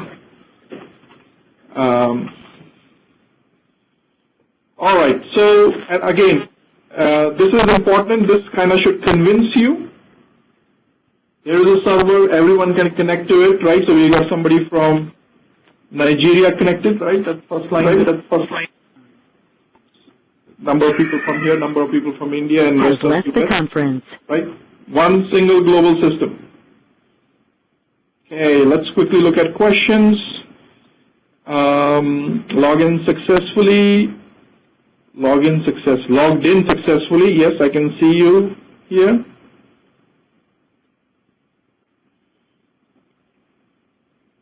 Right? Yeah, if this is the error message you're getting, it means either you have a typo, Sogui, or you have, or your ISP is blocking something. But you know, we can look at it offline to make sure that you're able to connect. And I think what else?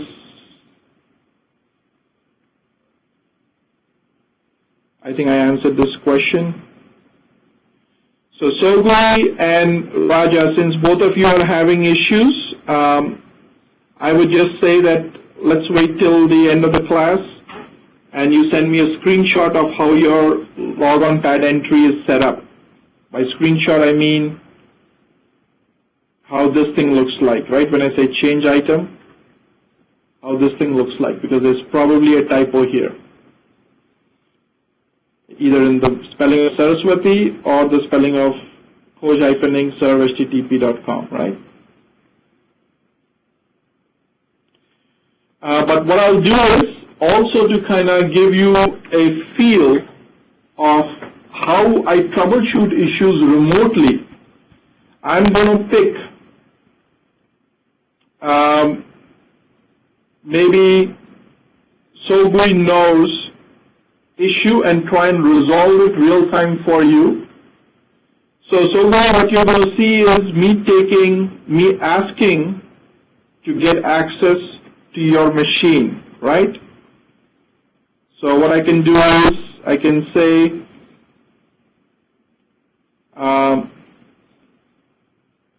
start remote desktop sharing, and I can ask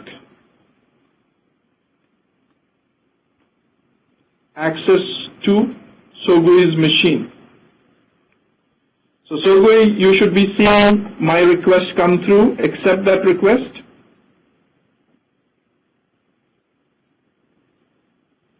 So looks like it has been accepted. So now I'm seeing Sogui's machine here, right? So here I can quickly look at the system entries. Okay, so I already see the issue, right? All of you see the issue as well, right? But I could have talked to him or her, I actually don't know, so we for minutes together and not being able to resolve it because of communication things, right? But what did I say needs to be here? So we don't do anything, let me do it. Okay, so I'm going to delete this. So this is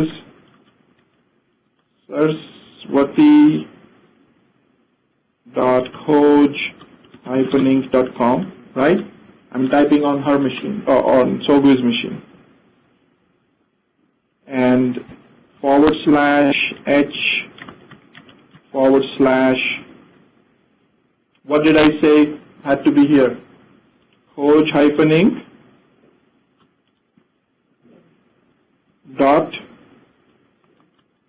serve/http.com/h.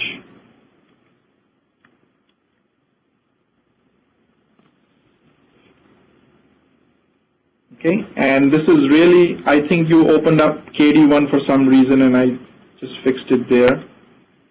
Should really be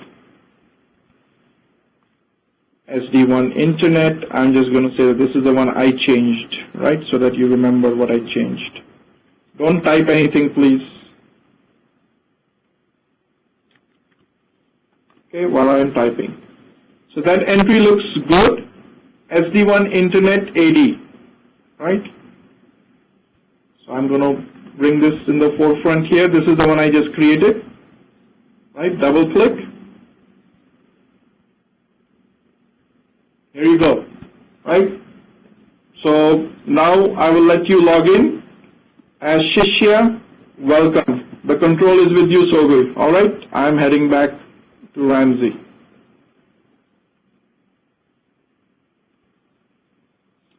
So that's how, if a person is remote, that's how we resolve, right? The person could be anywhere in the world. Okay, I'm back. So once Sogui logs in, right, with Shishya, welcome, we should be able to see that connection right here, Sogui HP coming in. Right. All right, so enough of that.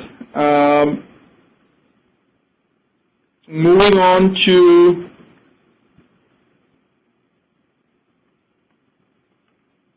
the next agenda item we have. We did this SAP GUI connectivity, right? Next is, and I think this is where the question was asked, one of the questions, why SAP BASIS NetWeaver Systems Administration? And this is very, very fundamental question, right? Number one,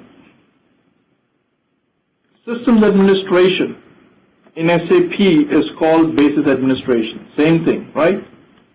Nowadays, the word BASIS is being discontinued and the word NetWeaver is being used, right? So you would see either the word NetWeaver System Admin or BASIS System Admin means the same. And the reason you want to be a NetWeaver System Admin or a BASIS System Admin is it is the foundation. NetWeaver is the foundation of all SAP products. So who is the person who's going to be in more demand? If you look at a FICO consultant, FICO consultant, would be on a project, would be working on a specific implementation for only FICO, while ECC or ERP is being implemented. That's it, right? So, which is good, they are specialized in those modules or in those products, but if you specialize in the building block, the foundation block, right? The chances of you having opportunities always available are high, and continued long-term association is also very high, because the company would first implement ERP, then BI, then SCM, then other products, right? But they're all NetWeaver-based products. Right? So that's why, you want to be learning a trade which has got widespread utilization. So if you're in the construction industry, you are better off knowing how to lay the foundation or how to construct the frame, because all the houses are going to have a foundation and a frame. But if you specialize only in granite laying, not everyone is going to be using granite, right? So you need to kind of figure out where you want to be, and that's why I personally feel, and that's why I advise that, if you understand NetWeaver, the foundations of it, what it does to SAP, and how significant it is to SAP, it will go a long way. And to Deepak's original question, and I said that I was going to cover it later, and now is when I'm going to cover it, is in the SAP Tech PDF. This is not one of the 5 PDFs, but it's the PDF in the same folder called SAP Tech. Unit 1, page 16 is where I'm going to go to. You guys don't need to do that. I'm just going to bring that to your attention.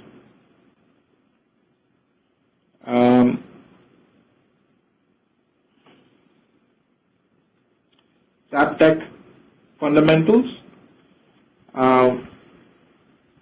And I'm going to go to page 16. Right? This is the chapter on the definition of NetWeaver. Right? So SAP NetWeaver is a comprehensive technology platform which can be integrated smoothly into any existing system. Right? And it is the basis for all SAP products. And this is where they introduce to you the refrigerator diagram, right? This is SAP NetWeaver. It looks like a refrigerator, right? It has got 4 major shelves in it.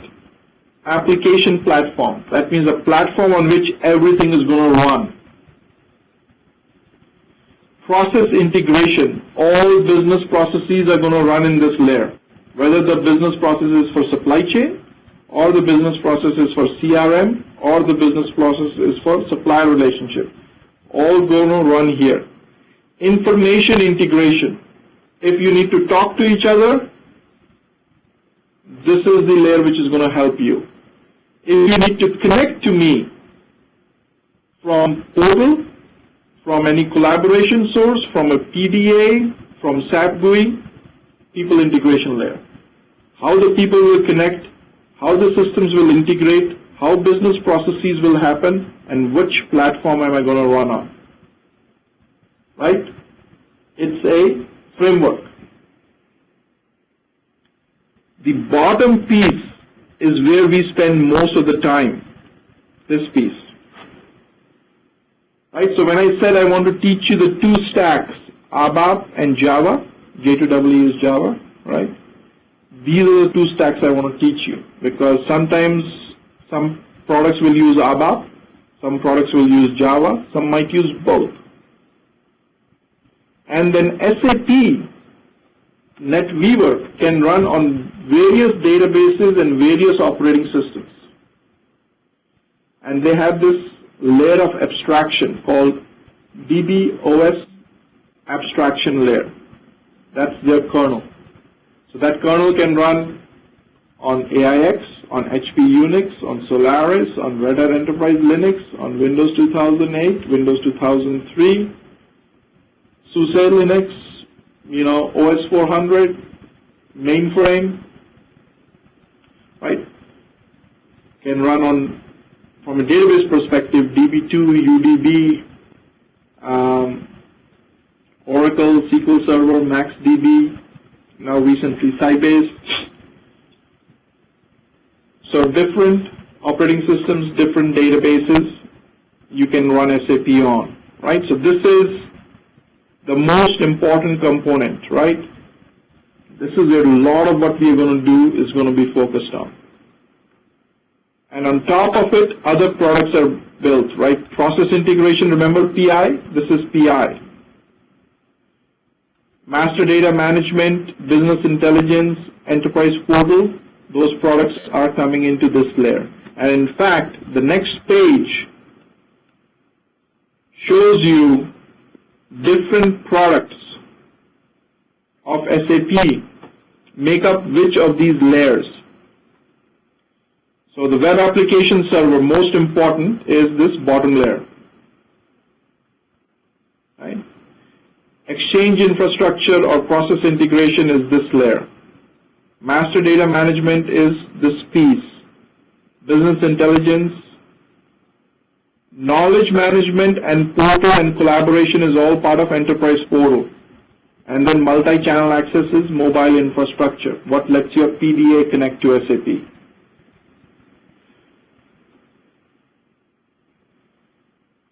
Once you get this, you can manage and administer a lot of the SAP system. Then you need to only learn few things, which you can learn on your own or take specialized courses. But you've got to get this foundation right. Right? Because why do we want to learn this foundation, or why did SAP build this foundation, is because how could SAP build products fast enough? They could build products fast only if all the products had a common framework, right? What do automobile companies do, right? If they've got 4 or 5 cars, they can get newer models out faster and also give you cheaper cost by doing what? Maintaining the same chassis, right? Saying that if I'm building on the same chassis, the same type of engine, I will be able to have various variants, models out there. I'll be able to rehash the models faster, right? But if all of them are different chassis, different types of engines completely, then it's very difficult, right? Same way, SAP said that if I need to innovate, if I need to bring innovation to the market fast, the only way I can bring innovation to the market fast is by having a common framework. And that's why they built this framework. That's why you want to learn this framework. Okay? Yes? I have a two-fold question. Okay. You have a credit card number? All right, good. One is, how is HANA related to this basic framework? And also, how is this going to be linked to cloud, migration of SAP? Yeah.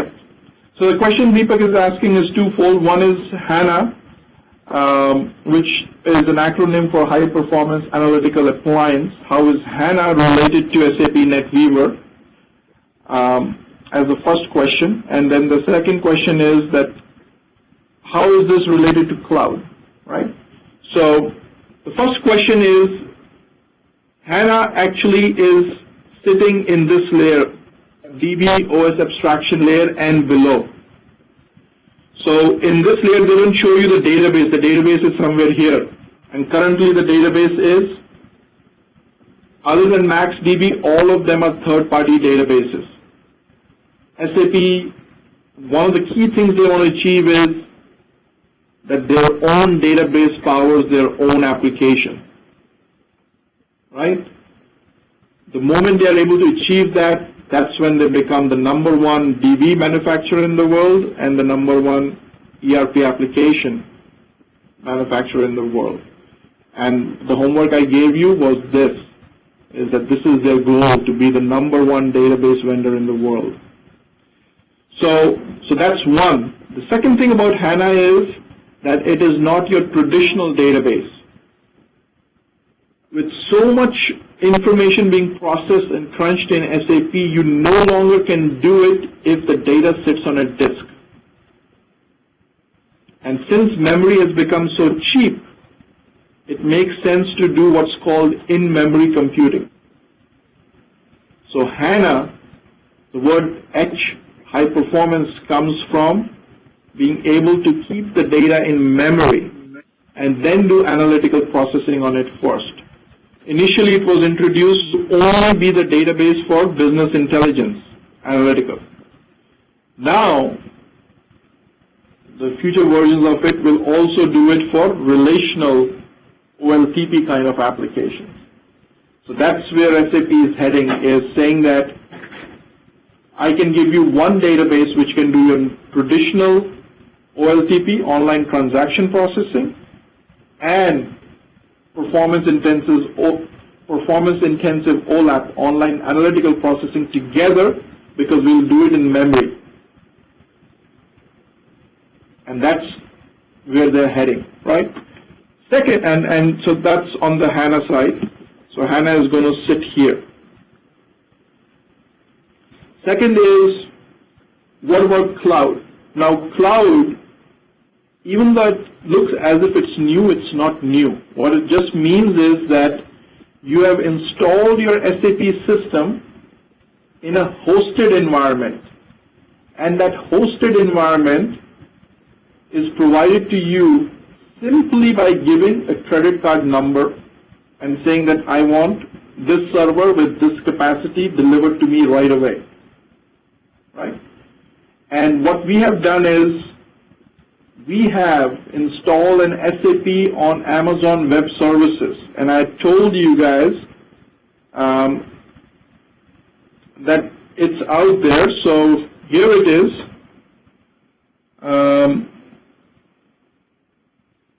Solman, same system, like you were logged into SD1, now this is SP1, it's a SID, running on Amazon Web Services EC2 Cloud. Double click on this, boom. This is sitting, running at 18 cents an hour. I can shut it down if I don't want to spend those 18 cents. At 18 cents an hour, I didn't pay any one-time fee, nothing. We are a services partner, 18 cents an hour, I can run this system.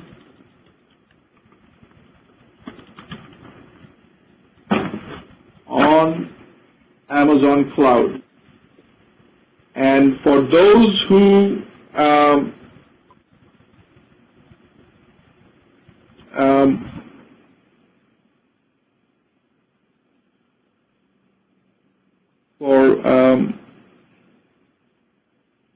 for those who want to get a better sense of this and who are familiar with cloud,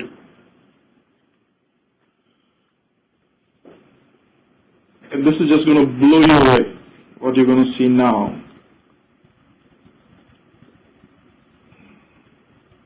Okay. I'm not a Chrome user, but I have to use Chrome.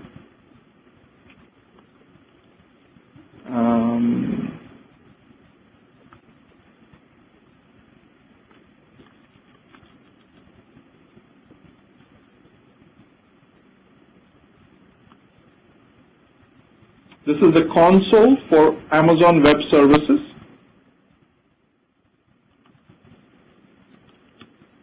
This is the same user ID password I use to buy shaving cream from Amazon. And on that I'm running the world's most popular. So just imagine how they commoditize this thing, right? With the same user ID password, with the same credit card which I buy a shaving gel, I am running an enterprise application. So there is no difference between buying compute capacity, EC2, enterprise compute, so not enterprise, E is for elastic compute, and buying a shaving gel. So all commoditized. The wave of the future. Just remember that statement I did. So what I bought from them is in the U.S. East, Northern Virginia area,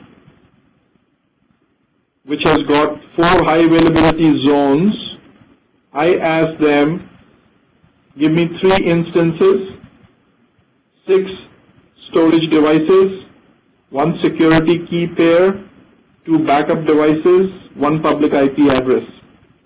I bought all of these things, right? My 3 running instances are out there. One of them is Code SP1D1, which is a medium-sized instance. It's running right now.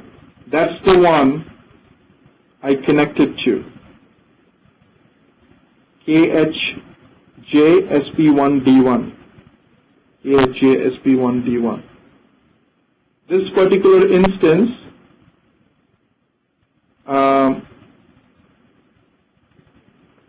is being billed to me on an hourly basis.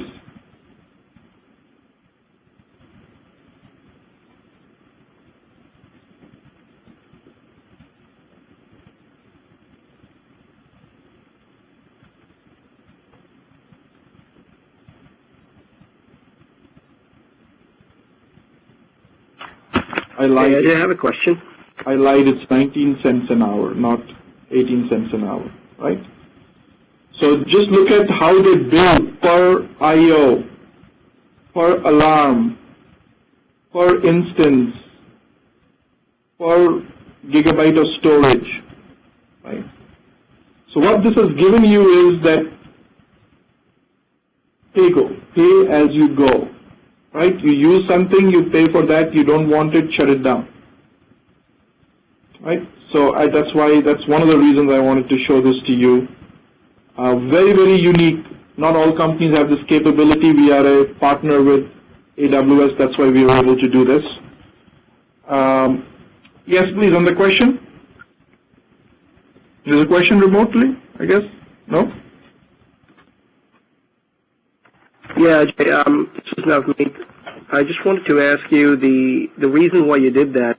Is that so because you wanted to use the hardware deployed by Amazon, and you wanted to use their infrastructure?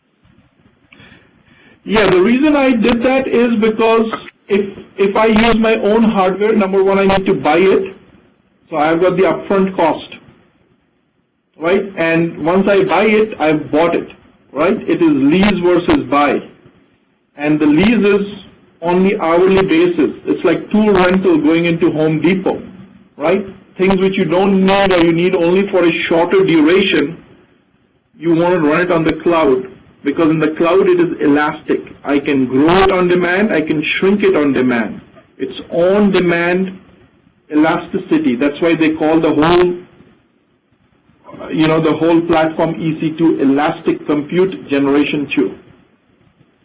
So on demand, to procure it on demand, to ramp it up, ramp it down on demand, and not to worry about real estate. How do I heat it? How do I cool it? Where is it? Is it SAS 70 compliant? What's the security? All of that is being given to me for 19 cents an hour.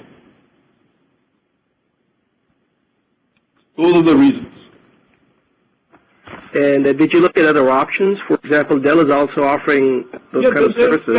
Yeah, because there are a lot of competitors. You know, they're cloud, because everyone wants to be in the cloud, right?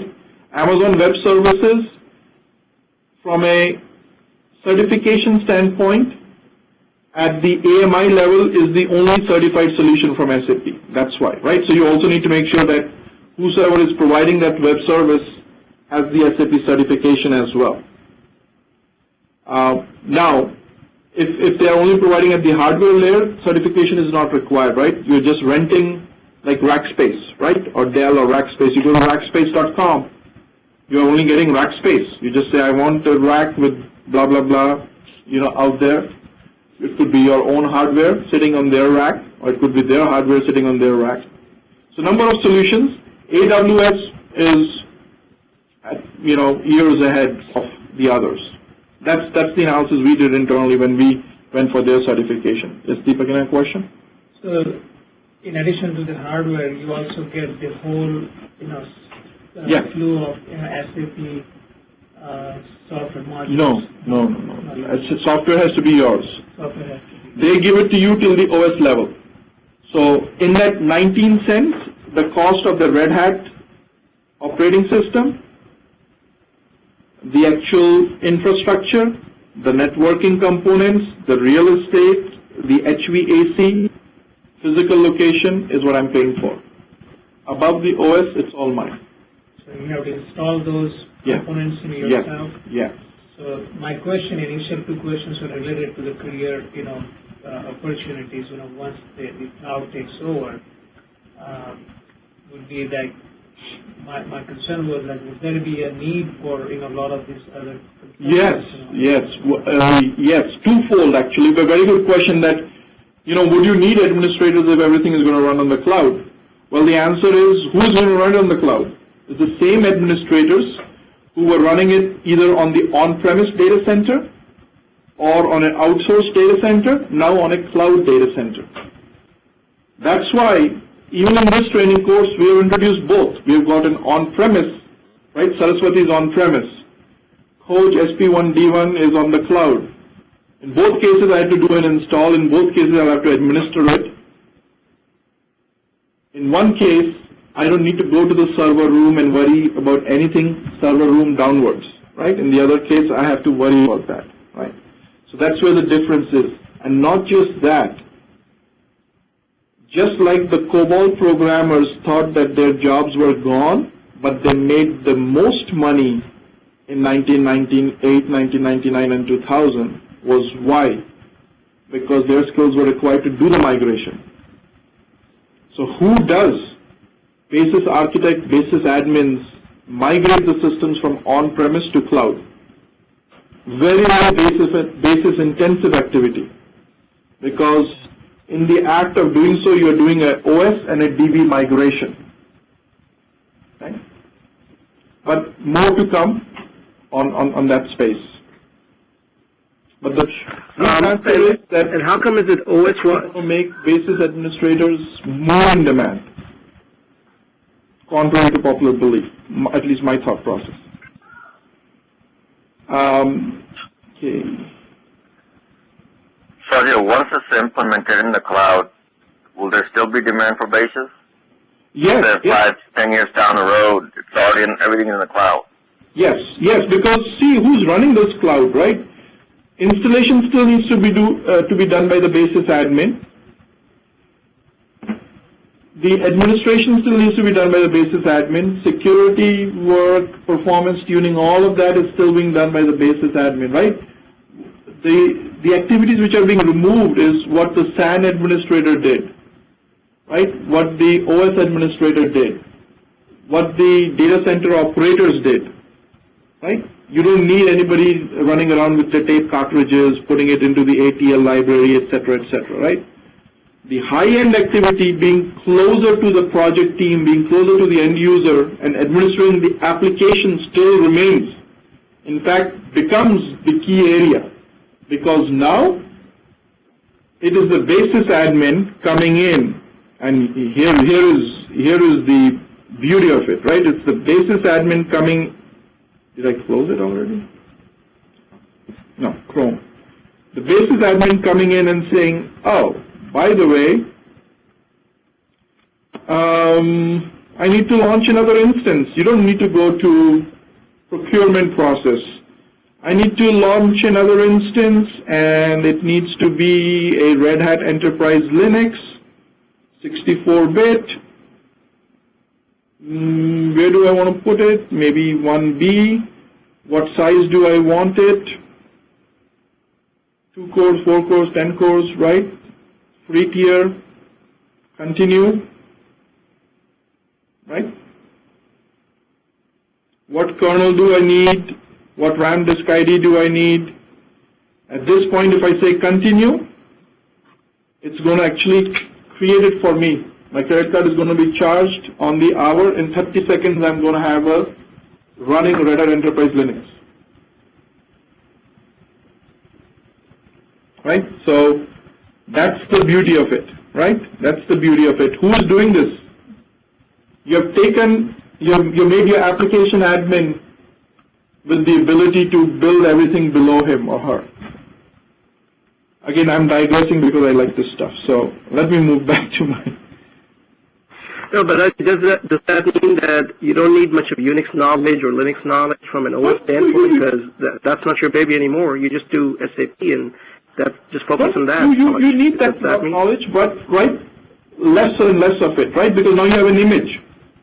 I have an image which I know I've created. I did it one time for Red Hat Enterprise Linux.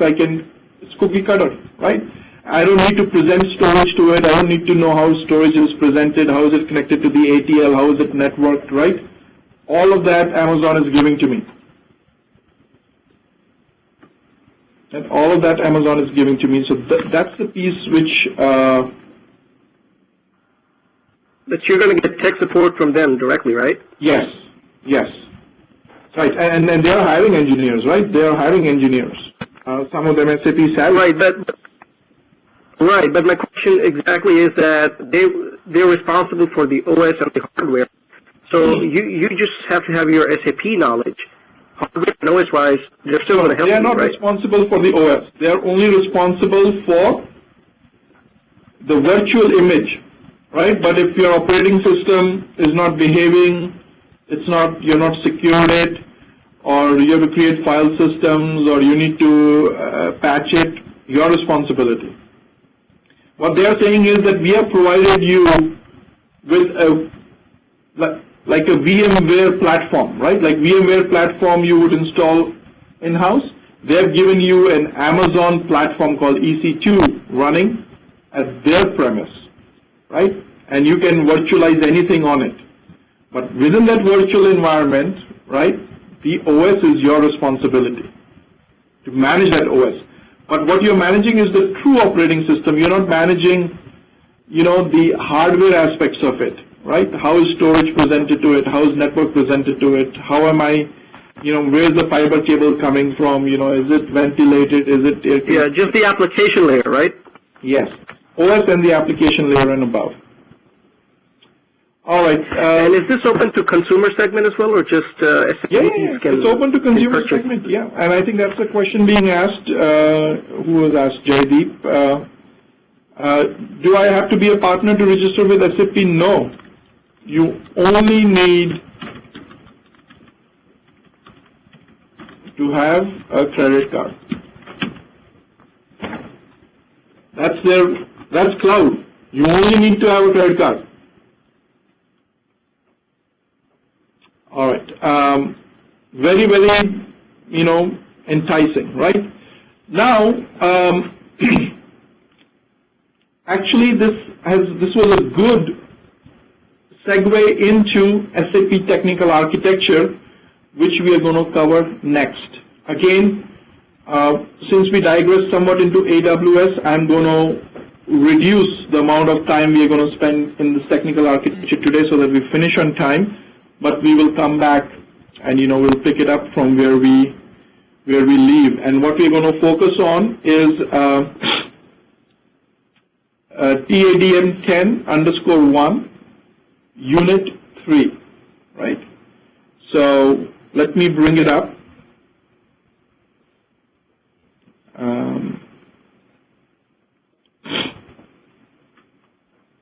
Let me bring it up here.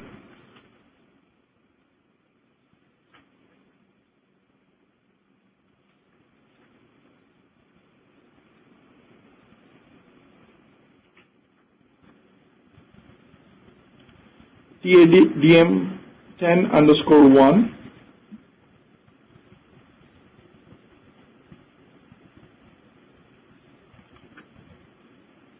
Unit 3, and this is basically we are going into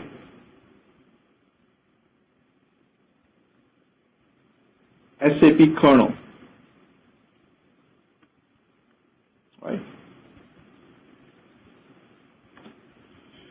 And this is a very, very important chapter. In this chapter, we are going to focus on the fundamentals of SAP NetWeaver application server, how the ABAP stack works, how does the Java stack work, right?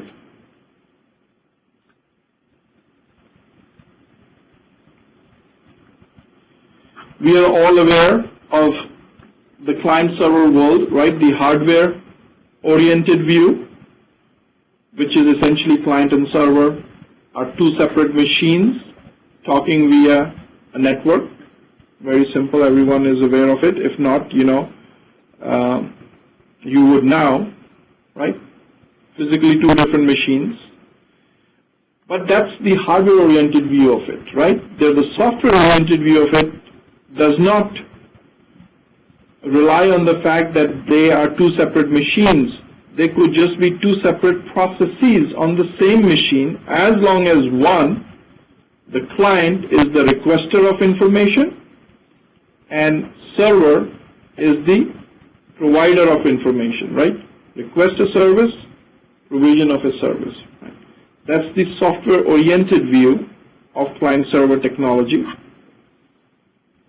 And we have seen how it has grown, right? It has grown from the mainframe world, two-tiered, or even one-tiered, right, where you have a dumb terminal and a server, to a three-tiered world, where you have an app server, right, here. Finally, to a multi-tiered model, where you have a web browser, web server, app server, and a database server, right? That's how the tiers of the technology have evolved over the time. Okay, so we have seen the client-server concept, the tier concept, and now comes one of the most important definitions, instance. The word instance, what does it mean in SAP? So an instance is an administrative unit that combines SAP system components providing one or more service. My funny definition is it's a chunk of memory with bunch of processes. That's what an instance is. Whether it's an Oracle instance, SAP instance, any other applications instance, right? In addition to that chunk of memory and bunch of processes, you also have a profile, which tells how much memory do I need to allocate and how many processes do I need to run and what type of processes do I need to run. Right? Same as the concept with SAP, right? In addition, each instance has an instance number to uniquely identify it.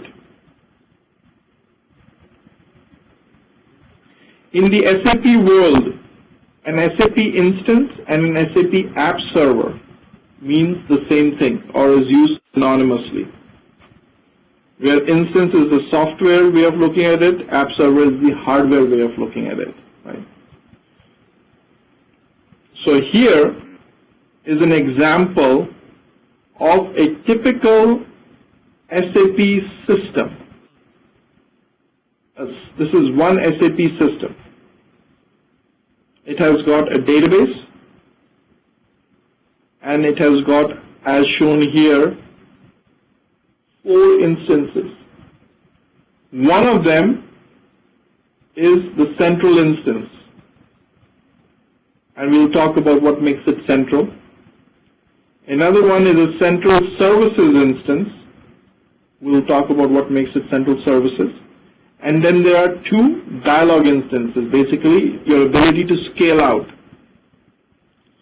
And these 4 instances, the instance numbers you see, 00, 01, 02, and 03. These 4 instances are spread across 3 servers or 3 hosts or 3 machines.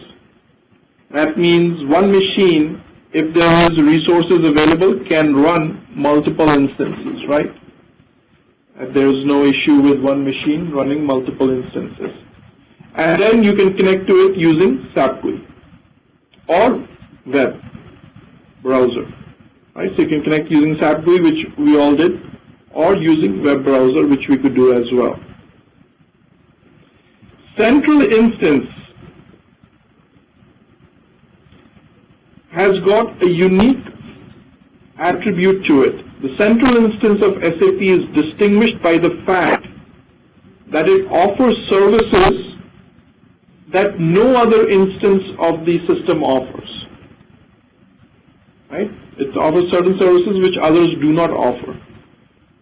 For application server ABAP, for the ABAP side, because this one is the central instance for ABAP 00, and this one is for Java.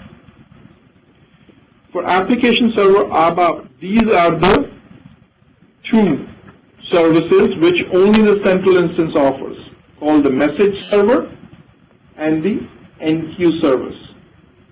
Message service is used for log-on load balancing, to balance the load across various instances, and NQ work process is used for lock management.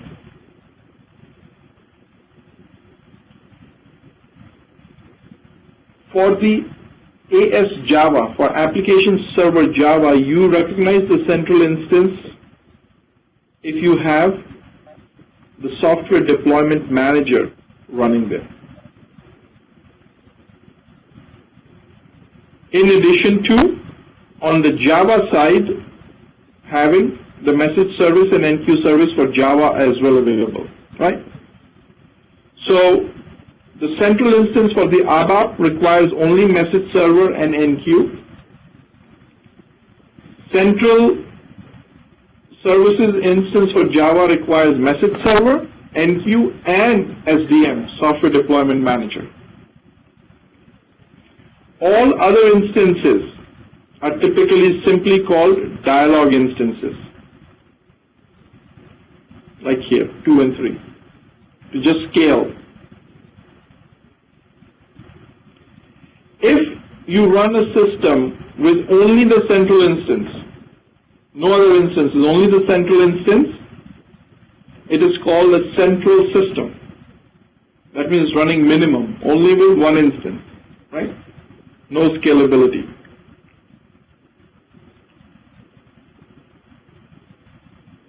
So the things which we have learned so far is that an SAP system consists of one and only one database, but multiple instances. They can be of the type ABAP or the type Java. Either ways, whether they are ABAP or Java, they have the concept of having a central instance, which is unique because it has got two capabilities in it for ABAP called message server and NQ, and 3 in it for Java called message server, NQ, and software deployment.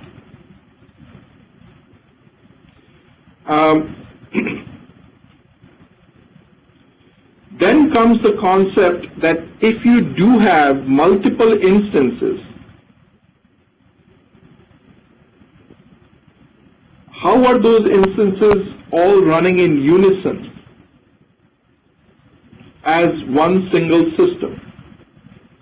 And that's what's being depicted here. Is number one, each instance has a dispatcher. It's like a cab dispatcher, right? Any work which comes to that instance needs to come to that dispatcher.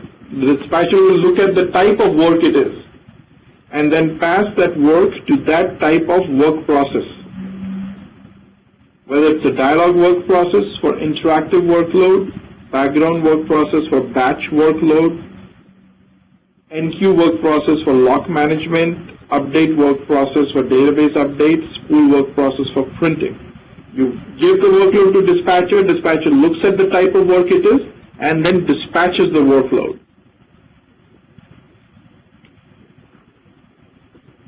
Each instance has its own dispatcher, one and only one dispatcher. If you've got multiple instances, how are they all managed together? They are managed by the central instance, because the central instance has the message server that is managing all the dispatchers around it. Right? That's managing all the dispatchers around it. and each dispatcher is managing the work processes underneath it. In addition to these work processes, the ones we looked at, you have got a gateway work process, which is very similar to like an email gateway. It lets an SAP system talk to another SAP system or another non-SAP system. Right? It's the gateway to the world outside. And in addition, there is a ICM, Internet Communication Manager, which understands web traffic coming in. So if you're not connecting from SAP GUI but connecting from a browser, the request will go to ICM, Internet Communication Manager. Looking at the URL, it will determine that you're making a web request which has to be processed by the ABAP stack or the Java stack. If it is the ABAP stack, it's going to send it to the ABAP dispatcher. If it's the Java stack, it's going to send it to the Java dispatcher. Right? So what we have seen now, we have just taken it to the next level. We have seen that. Ajay, I have a question. Yeah, hold on to the question. So we have seen that a system can have multiple instances, only one database. Each instance has its own dispatcher. Each dispatcher has its own set of work processes. All the dispatchers and all the instances talk to each other if they're part of the same system by the virtue of the message server of the central instance. Unique to each instance outside of the dialog, background, lock management, update, and spool work process are two other processes. One called the gateway, which is used to talk to the world outside. The other being the ICM, which is used to converse using HTTP and HTML from a browser as opposed to SAP GUI. So that's what this diagram is telling us. Yes, please go ahead with the question. So when you say the ABAP stack or Java stack, does that mean that based on whatever the underlying code is, let's say it's you're breaking up, you're just breaking up in and out. That's, let me rephrase my question. What I need to ask is that, let's say it's a Java routine, it's a Java code that needs to be interpreted by the JVM. But that is when it would go to the Java stack, but it's an ABAP code that needs to be interpreted by the ABAP compiler. That's when it goes to the ABAP stack. Now, is that what it means when we say an ABAP stack and a Java stack? Yes, yes. So SAP is a package application, so they have built they have built a lot of functionality over the years. If it is built in ABAP, it will, or written in ABAP as you said, will run in the ABAP stack. If it is written in Java, it will run in the Java stack. SAP GUI can only consume stuff written in the ABAP stack. From a browser, you can consume functionality written in either ABAP or Java stack. Right, so it's a dual stack application server, opposed to what you traditionally see in the market space, which is, if it's J2EE, it's just a Java application server, right? So here they have a proprietary stack, which is ABAP, and they have a, open stack, which is J2EE Java stack. And how about the .NET framework? Where does that fit in? Yeah, they don't support .NET framework, but from a .NET framework, you can connect to them, right? If you recall the refrigerator diagram we saw earlier, it showed in the previous slide here that Microsoft .NET and IBM WebSphere frameworks and application servers can connect. They have hooks for those into the NetWeaver, right? And they have provided libraries and now libraries earlier and now web services for seamless integration. Right. And this happens via XML and SAP-based services? Yeah, so could be both. Could be SOAP XML, right? Web services. Could be normal HTTP without without an XML payload, or could be dyad, which is the protocol used by SAP GUI. Could be any one of those. And SAP over the years has now converted every single aspect of even their ABAP functionality and made it web aware by encapsulating it into a web service. And PI, which is process integration, provides you WSDL. And again, I might now just be going into an area which people are not conversant with, but it provides you with a WSDL web services description language for each web service they have put out there. And there are tens of thousands of them.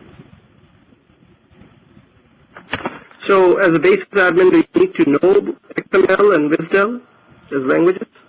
As a basis admin, there's nothing called that you need to know, right? Means now, as a basis admin, you are in an area where you will never look backwards. You will never even look sideways. You will only be looking forward. There is just so much information. You can just continue to get more and more sophisticated in your knowledge and be able to provide those kind of services to your customer, client, or employer. So, and as pompous as it sounds, but from 1996 till now, I didn't look backwards, didn't look sideways. I was doing basis work then, I'm doing basis work now. I knew in 1996, I knew 10 to 15% of what SAP had to offer. Now I know 1 to 2%. Why? Because SAP has outpaced me as an individual's ability to learn as fast as they build. So I thought I know 10 to 15% 1996. I'll continue to learn more and more, and I did. But SAP outpaced everyone, right? Not just individuals, other companies as well. And it is just so vast. But the thing is that if you know enough that work of that nature is given to you, that you can figure out more stuff, right? So I'm not an XML developer. I'm not a Java developer, but I had to kind of groom myself to understand, what is WSDL, what is XML, how do you encapsulate this, what is services-oriented architecture, how is it the foundation of what cloud has become today. So that's why, basis, if you talk to a senior basis admin at any company, right, that person can talk to a developer, a tester, a PMO associate, project manager, CIO, CTO with equal ease. He or she will converse at all of those levels, right? And let alone a DBA, network admin, OS admin, right? I know personally, being a basis admin, that I can sit down with a DBA, and if it's an average DBA, I'll perform better than him or her. I can sit down with a Unix admin. If it's an average person, I'll perform better than him or her. Same way with a network admin as well. And that's when you become indispensable. I can't tell you how many occasions I've had in my career of, basis career, where a production system is down, and that of all the people, if the VP called someone, was the basis guy who was trying to bring the system up, because that person is so critical to your operations.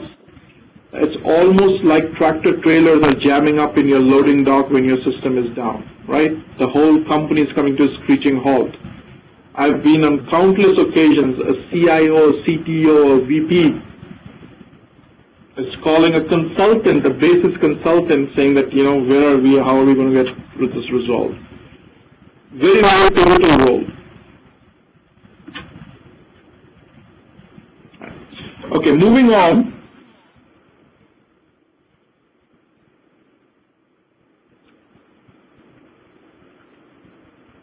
Moving on, we need to spend some time to understand what do some of these work processes do. Right, so if you look at it, right, the dispatcher does nothing but dispatch workload, right? Workload comes into me, I queue it up, and then when there is a free work process available, I dispatch the workload to that free work process. Those free work processes can be of different types. If it's interactive workload through SAP GUI or through a browser, that means there's an end user on the other side. That work is going to be done by the dialogue work process. You are having a dialogue with the system, right? So dialogue work process is for interactive workload. Then you got the spool work process. Spool work process is for output management, for printing, faxing, any kind of output from SAP is done using the spool work process. Then you have the update work process. Update work process is when SAP updates the database, either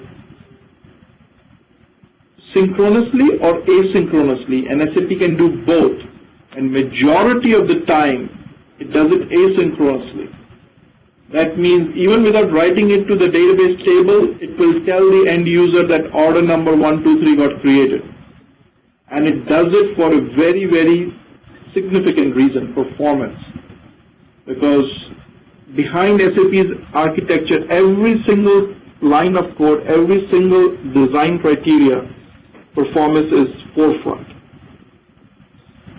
So SAP does asynchronous updates most of the time using the update work process. Even in the asynchronous updates, they divide it into two types. Primary update, which should happen in a timely fashion, and secondary updates, which can happen as the system has got capacity and resources available. Then you have the background work process. This is used to do batch work in the background unattended. That means no end user is required, right, to babysit this workload. And then you have the NQ work process. NQ work process is for lock management, right, where you manage locks in SAP. So two things which I don't know if people are already thinking, which I didn't expect when I was learning this for the first time, is why does the database not manage the updates? Why does the database not manage the locks? Okay, that's food for thought, homework for you guys. That why does SAP not rely on the database to manage NQing, which is locking, and the database to manage updates, which is pure updates to the database, right? This is stuff which the database should be doing, yet it has got work processes to manage this. Right? So food for thought when you read this chapter as a homework. I'm just going to switch gears a little bit. Now that we have talked about at least the ABAP stack to a certain extent, I want to introduce few transactions to you to kind of show this to you in a running system. And I'm going to quickly switch back to my presentation deck here.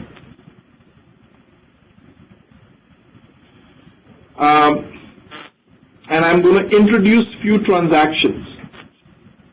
And as I introduce these transactions, make sure that you note them, right? Because half of the battle in SAP is to know the transaction. And we have given in your knowledge base folder a number of these transactions to you, and I'll also give them to you in a file which you can upload into your user ID so that you have all of them listed, right? But I'm going to introduce a few transactions to you. SM04, which is the first one in this list, we already did, right? That's where we saw all the users logged on to the system. In fact, as it turns out, SM04 transaction, all transactions you enter by doing a /n SM04. As it turns out, sorry, this is not the system. I need it to be on SD1 intranet. A lot of you might have seen that you timed out, right, because we have a timeout set, right, for idle. So if I do /n SM04, right, the list is shorter because people have been timed out, but you guys can log back in again. What's important to note here is this is a user list only on that instance, not on the system. Users logged on to that instance of SAP, not on the system. If you want to see people logged on to the system, you need to do /n AL08. AL08. When you do that, it shows you all the users who are connected to any of the active instances. And in this case, we see two active instances, 00 and 02. And that's why we couldn't find you, because you are the only one who connected to 02. So you are only seeing yourself on 02 when you were connected to 02, right? Now you have been disconnected, or maybe not, the code 8, so you're still connected, right? That's the 8th machine, 4 and 4. Right? So AL08 lets you see all the users across all the instances. SM04 lets you see users only in that instance, right? But that's why they are listed together in my diagram here, user list, but the difference being one is instance specific, the other is system specific, right?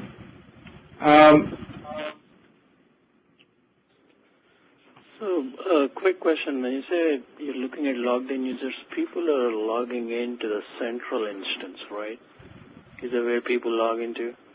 No, people get load balanced by the central instance. So based upon when people connect, whichever is the most performant system is where they get directed to. So the message server is load balancing you. Right? If you've got multiple instances, it will put you on the most performant instance at the time when you made the login request. I'm getting the message this function is not possible. Yeah, because you have a typo. /n AL08. You look at the transaction at the bottom of the screen, telling /n AL08. So just a quick, I guess in my head, so you log in, and then the central instance intercepts that login, and it says, it talks to the message server, and the message server in turn routes you to either 00 or 01. Is that what it is, or? Yes. You know, I think you have a few technical aspects which you didn't have right there, but in essence, that's what's happening. You go directly to the message server on the central instance, and the message server then looks at, of the whole group of application servers or instances, whichever is the most performant, it directs you there. So there is no interception happening. It's just that when you're logging in, you're saying that I'm going to the message server, you direct me. Which application server should I connect to? And it does that all dynamic. And an application server is synonymous with an instance. Yeah, it's tied to an instance, right? It's synonymous with an instance. That means it's the hardware connotation of what an instance is. So what is the significance of me putting in 00 there? Isn't it me saying I want to go into the 00 instance?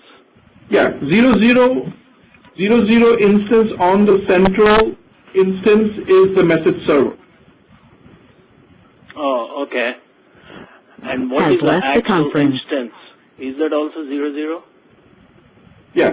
So when we, and we'll cover this in more detail, when we create a, you see these two logon entries, they're slightly different.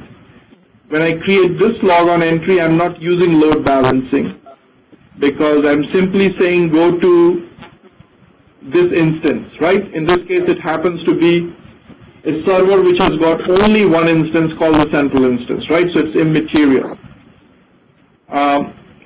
Otherwise, if I go to what's called a logon group, right? The icon is slightly different, and then I say change item, I'm not giving 00 at all.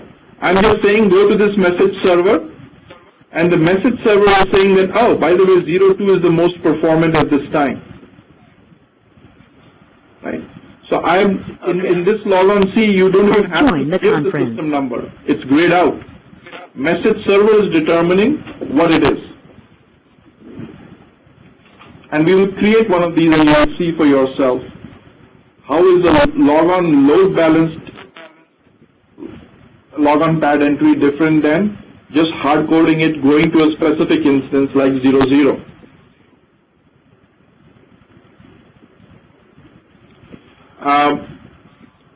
Also, I think somebody asked the question that how do I know, how do I run this on Linux, right? A very important thing is in any SAP screen, you can just go and say, did your transaction work? Yeah. You can just go and say system status.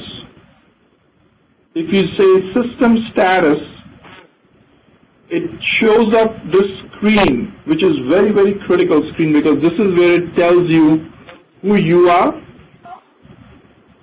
what are you doing, what system are you connected to, that system is running on what host and is running on what database.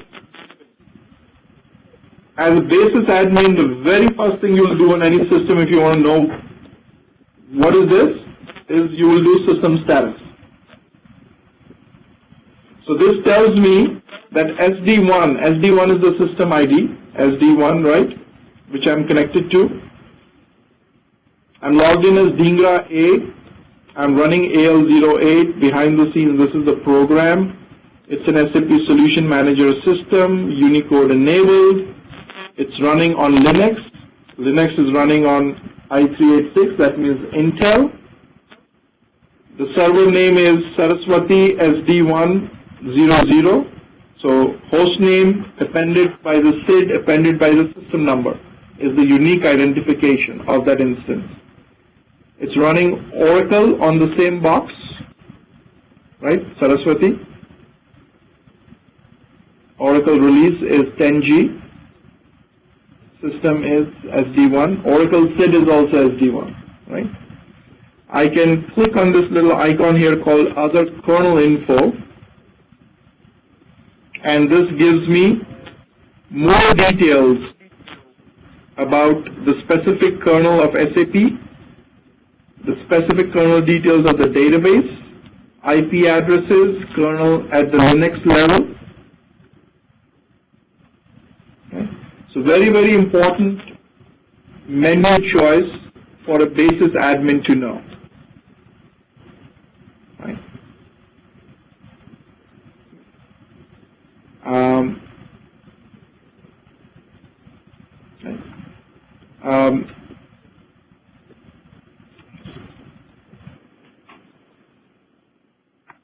Yeah, Jay, I missed the part where you were explaining about the question that was asked, that if we are self-specifying the system ID, then where is the message server doing a load balancing and deciding which instance to connect to or transfer us over to, if we are hard coding the SID there?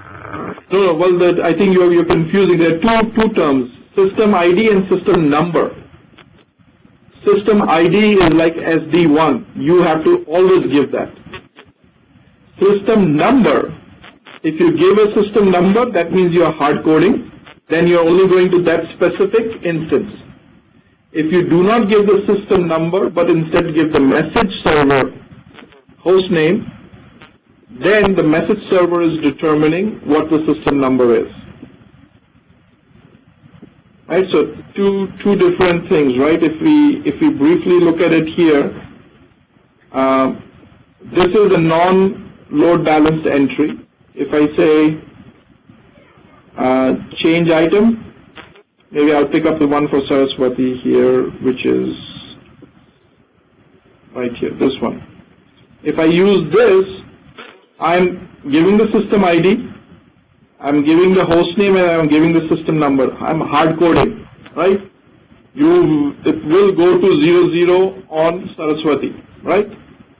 Even if there was another instance available which was more performant, right? No two ways about it. However, if I chose this load balance entry, I'm saying go to SD1, so system ID I still need to give. Go to the message server, which is running on this host, and from the group of servers, in my case I'm giving this as a group, logon group, from the group of servers available, I could group all of them together, or I might not decide to group them. Choose the one which is the most performant. The moment I clicked on it, it again reevaluated, and instead of 02, now 00 is more performant, right? So the message server is always pinging the dispatchers and figuring out, are you the best, are you the best, right? So the next request which comes in is going to go here. Right. So is it that so in the case where it's not fronted by a load balancer, is it that the message server for that single server is intercepting your login request and the process is still the same, except that there is no determination in terms of where to send it? No, if it is hard coded, it's going to the dispatcher directly. If it is load balanced, it's going to the message server of the central instance. Okay. And central instance also has a dispatcher. And again, you know, for today's class, that's good enough. This is not, you know, something which we'll know in an hour and a half, 2 hours, right? It is to just kind of get you thinking of the architecture. When we set some of these things up, you will appreciate it more. So having said that, what I want to do is I want to kind of look at the questions which we have here and go down the list. So Jaideep has a question, what is the basis architecture hardware for SAP NetWear? What is the basis architecture hardware? I actually don't understand the question, Jaideep. Why don't you rephrase it? You know, if your question is what hardware does NetWeaver run on, number of different types of hardwares, right? There's different choices available to you. A lot of different hardwares are supported, from HPUX to Sun to AIX, you know, to Linux on Intel, you know, various flavors of Linux, different databases, etc. All of those SAP documents in what's called PAM, Product Availability Matrix, in a matrix fashion, which one can look at. Nilesh has a question, what is OVR different than INS at the bottom right? Yes, so that's the question, is that, you know, you've got this here, INS versus OVR. This is just insert mode and overwrite mode, right? Just from the keyboard. Insert and overwrite mode. This little icon here is very good. It tells you what system you are connected to, what client, what user, what program, what transaction. You can choose which one you want to show. I'm showing you the transaction and what host you are connected to.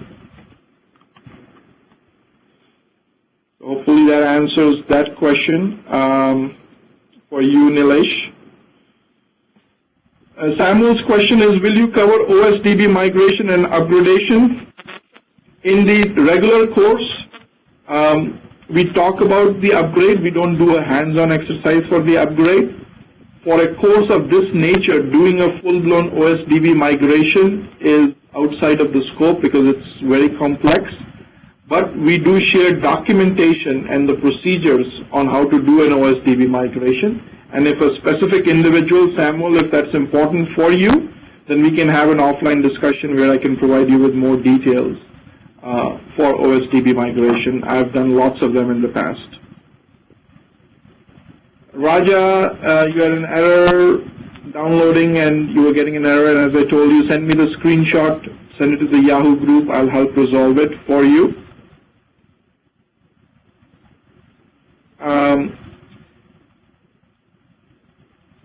Jacob's question, I want to hold on that. As I told you, Hussein, Hussein's question was, as an admin, we need knowledge of all of these modules? No, you don't need knowledge of the functional modules, but you need to know enough about their subtleties so that you can support people who are working on those modules, right? So you can support those kind of individuals. So I'm not an FICO expert, but I need to know what do people do in FICO, what are the key tables they go after, right? Where is the general ledger maintained? Is it maintained in FI? And the answer is yes. What does the CO do? CO is controlling modules, so profitability analysis is done there, right? Where is the P&L statement produced from? Where is the, cash flow statement produced from? Where is the balance sheet produced from? Now, not all basis admins know all of this, but the successful basis admins, when I said that they're able to talk at equal ease, they have invested the time to know this, right? If you say, oh, I can only talk databases and OS and not understand the functionality, you'll find it difficult to be a respected basis admin. Now, Meet has a question. I have a Z basis app in my iPod. I want to try using that to log in SAP NetWeaver. Is there a way? I do not know. Z, anything starting with Z means it's custom, right? So if there's an app called Z Basis for the iPod, I've never looked at it. I don't know what that app is. Somebody has built it. Starting with Z means it's a custom app. If it is making a web service call, or if it's making an RFC call, if it's making an HTTP call, sure. It could connect to a backend SAP system, and whatever that function module is doing, whatever that web service is doing, you will see that information. Now coming to, oh, Jacob, you changed your question, or there's one question which just disappeared, looks like, which I was keeping for the next slide. Why does SAP need HANA when Sybase has in-memory computing capability? Does the functionality of, actually, very good question, Jacob. In fact, HANA and the Sybase in-memory computing are, in the future releases, going to work side by side. So SAP realizes that, and that's one of the reasons it bought Sybase, was for their mobility and in-memory computing, expertise, especially around the IQ and the NAI databases. Does the functionality of SAP BW and BO overlap? Yes, it used to overlap. SAP BW had both the, the data model and the back-end warehouse, as well as the front-end OLAP tools. But after buying BO, SAP stopped doing development on their front-end tools, but instead integrated BO, which was very, very good in the OLAP tools. So all the query processing tools, all the dashboarding tools, crystal reports, they all are now BO. And BO, front-end OLAP applications, and the universe works with the back-end BW, which is based on NetWeaver. Right? So those are some of the questions you guys had asked so far. We will have another opportunity to go through the questions. What I wanted to do was, at least some of the questions which I know people ask, kind of go through them relatively quickly from a frequently asked questions standpoint. How are the opportunities in SAP? And I think this question was asked a little while ago. In IT, it is one of the most lucrative and sought-after fields. Not just that, within SAP, Basis is the most lucrative from within the other SAP disciplines. The reason being is, as I told you, number one, it's long-term, right? Whether you're in the project mode or you're doing production support, one system went live, another one is going live, you're always there.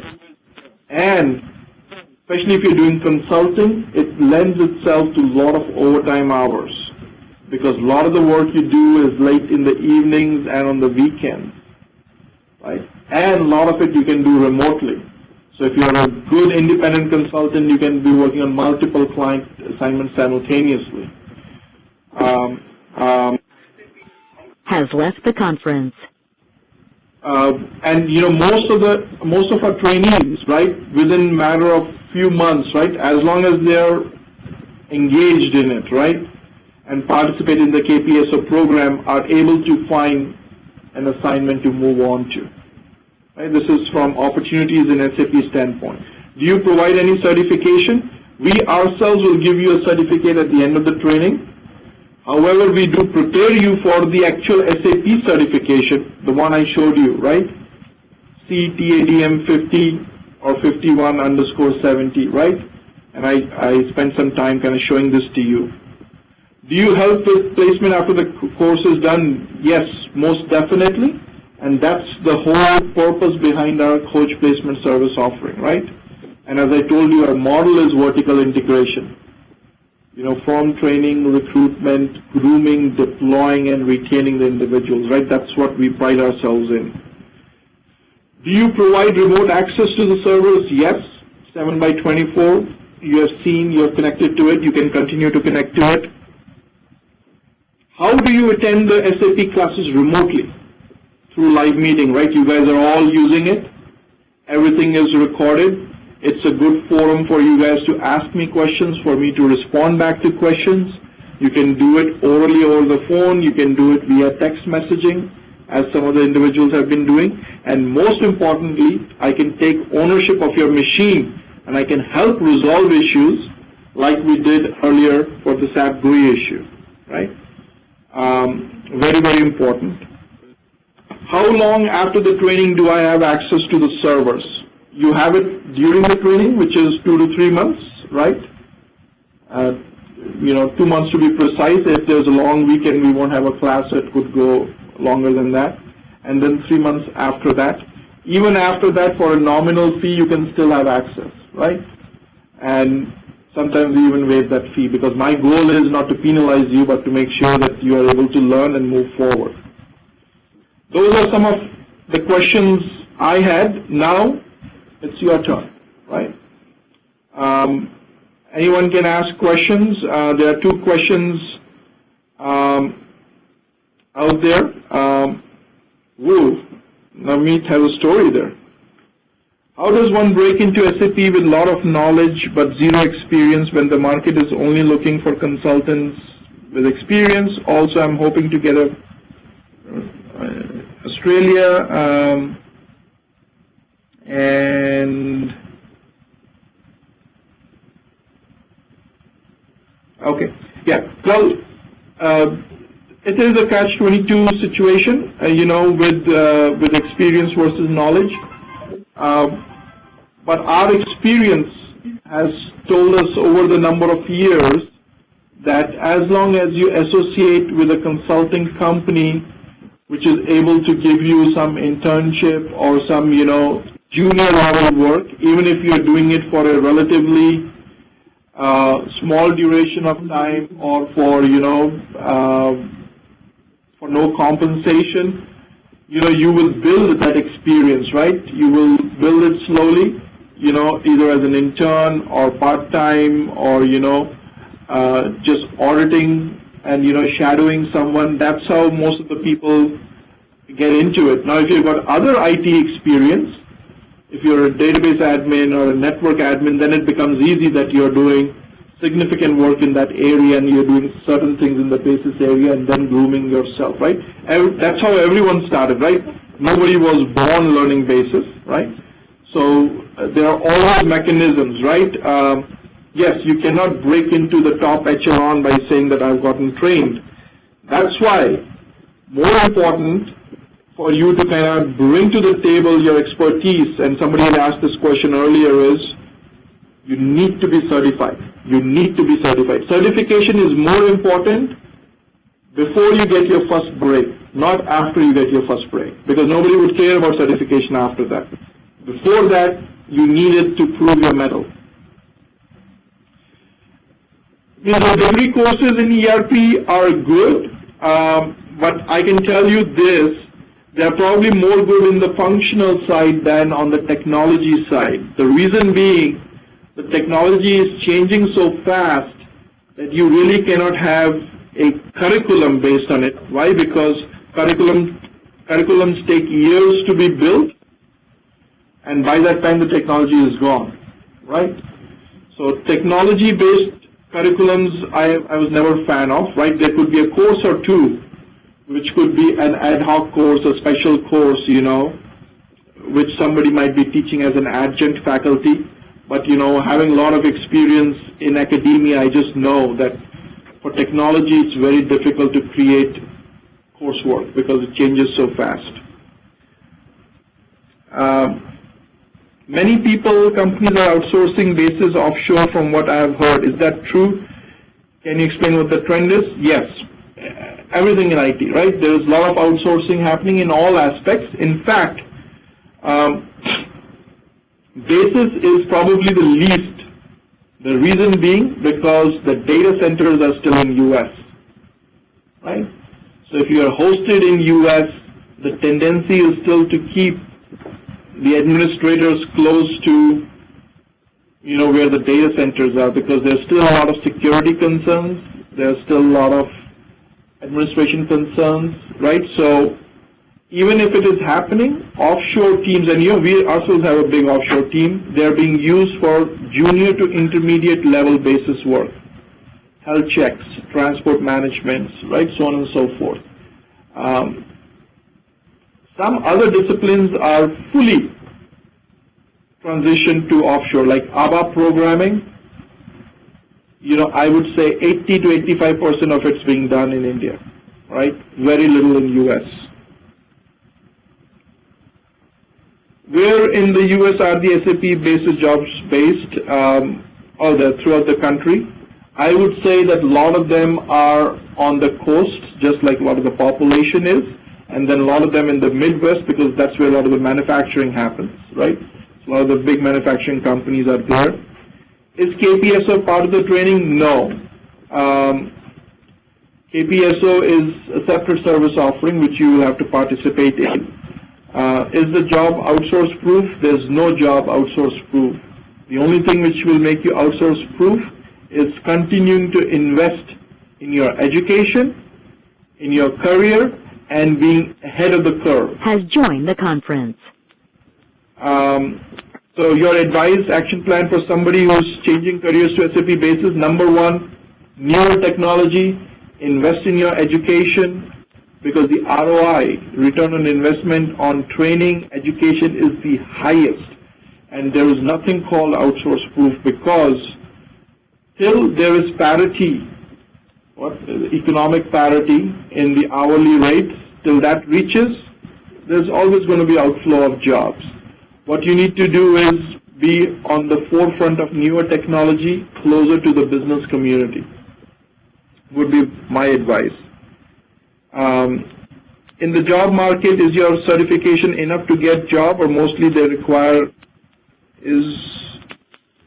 No, SAP certification, right? Nobody cares about our certification, right? Because people want industry-specific certification. Our certification is good, that you have taken the course. Some people might like it, others might not like it, or might not care about it.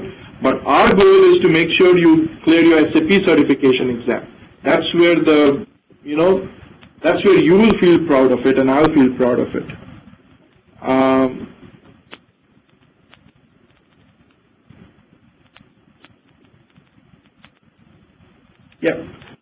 It would be very, very helpful if you could start from basic point of view. Yes, and that's what we even try to do here. A lot of times you will feel that the subject matter is complex, no matter how basic I started with, because And this is the art of teaching, and and we've been doing it for more than a decade now.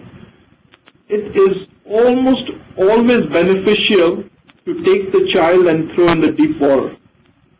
Right? Because if you always say, I'm going to teach you swimming, but we're always going to do it in the shallow water, always with an instructor, you will learn some, but you will never be able to swim independently.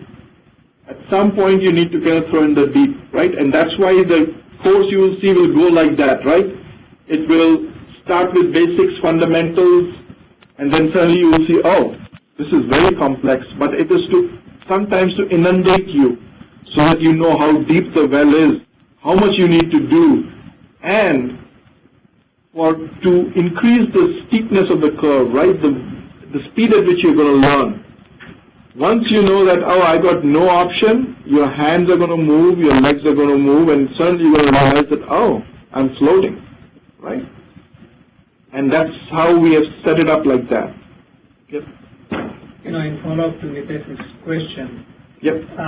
For somebody like, new to SAP, is there a list of acronyms or something that, somebody can, use to familiarize, himself or herself so that it becomes not very daunting? Yeah, and that's what we have done, right? At least the two slides you saw, 60 to 70% of what we're going to use and which is not going to be explained is in that slide. Anything else we're going to read or do, you're going to see it's in the training material. It's basically explained to you, right?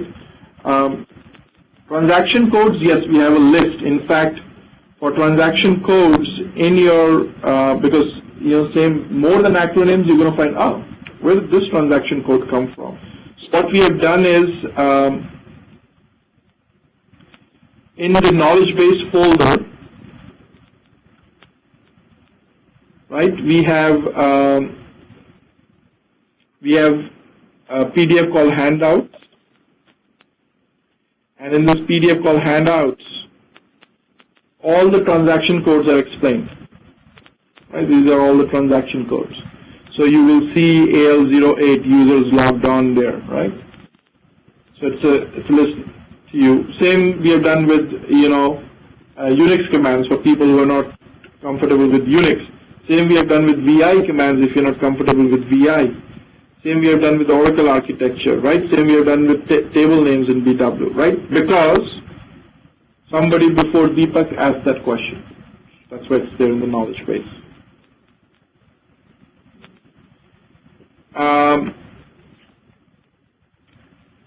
Navneet has a question. What is your recommendation for building core as basis and build an edge skill in for business analytics, supply chain to become a techno-functional?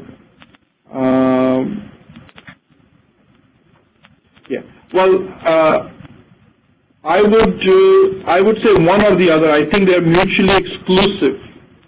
A basis guy, as I told you, you will never look sideways, right? You need to be a hardcore basis person. Yes, with HANA skills are, definitely, as time progresses, as more mature versions of HANA come out,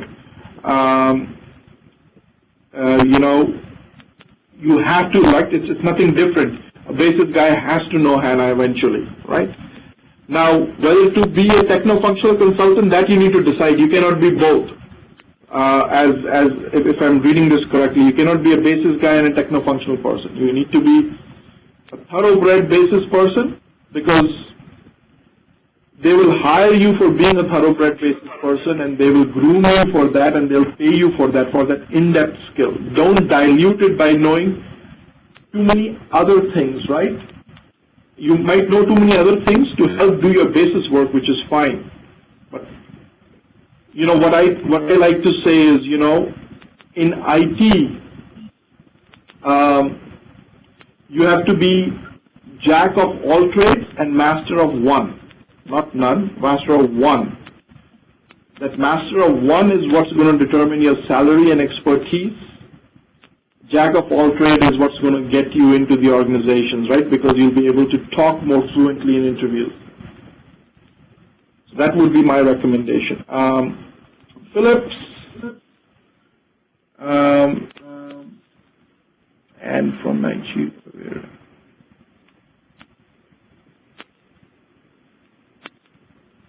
Oh no, means actually, see, there are only 500 Fortune 500 companies, right? So as these companies mature, they've already done a lot of the SAP work. Now they're moving on to more newer technologies within SAP. Yet, if you look at Asia Pacific and Africa and Middle East, right, there is so much manufacturing happening, right? If you look at the mining industry in Africa, right, a lot of those mines are now implementing SAP. If you look at South Africa, tons and tons of SAP implementations going on. If you look at the utility sector, SAP has made significant inroads in the utility sector, right? And utilities are almost always indigenous, right? Every single town, every single area, every single city is going to have its own utility, right? And SAP has got a specific utility module, right? So the answer to your question, Philip, is no. You can, obviously the opportunities are more definitely in US at this time, because even if there might be operations in Africa, it's highly likely that the company has got the headquarters in US or somewhere else, right? But irrespective, I just know in Africa itself, especially South Africa, number of opportunities, because I know a number of my colleagues out there. In Asia Pacific, definitely a lot of opportunities.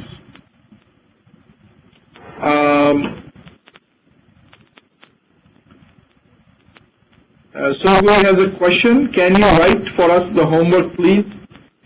And, you know, it's strange you asked that question, because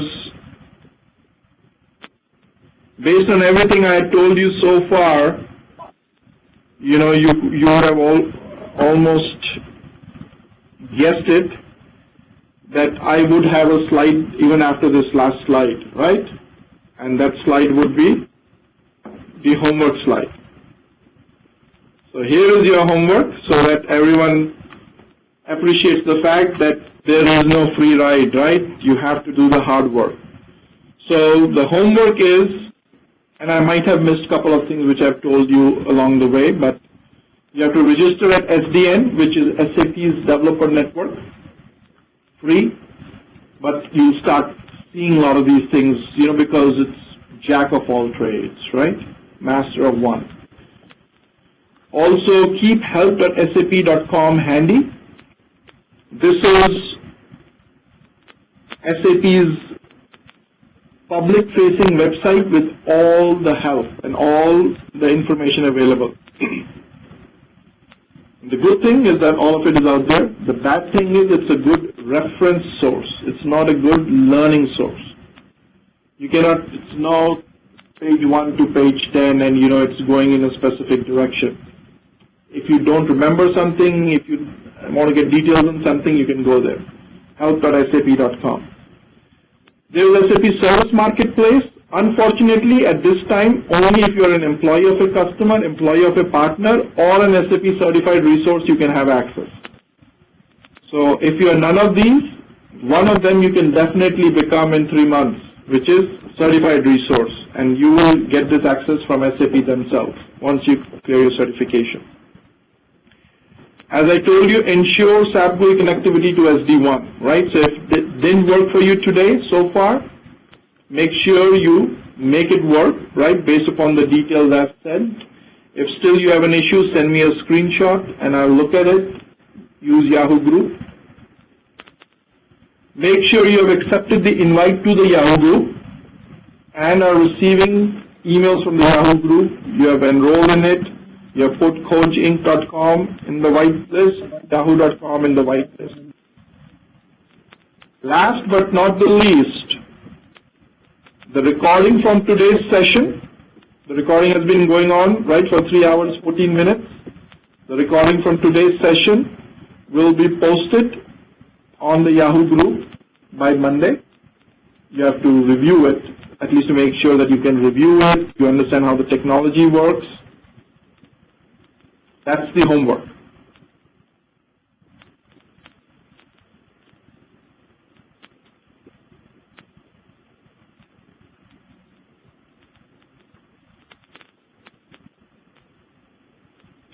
Nitesh, that statement is definitely not good in US, but in other countries might still fly. In US it's not true because of the segregation of duties and SOX concerns, as I talked about earlier.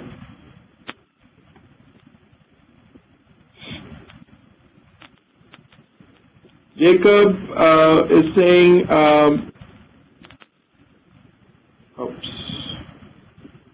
asking a question for a junior basis admin. They're asking for, that cannot be correct. 5 to 7 years of basis experience is not a junior basis admin, right? So, again, anyone can post anything on DICE, right? 5 and 7 years of total IT experience with 1 or 2 in basis is probably a very good junior basis admin, right? That's how they typically come, right?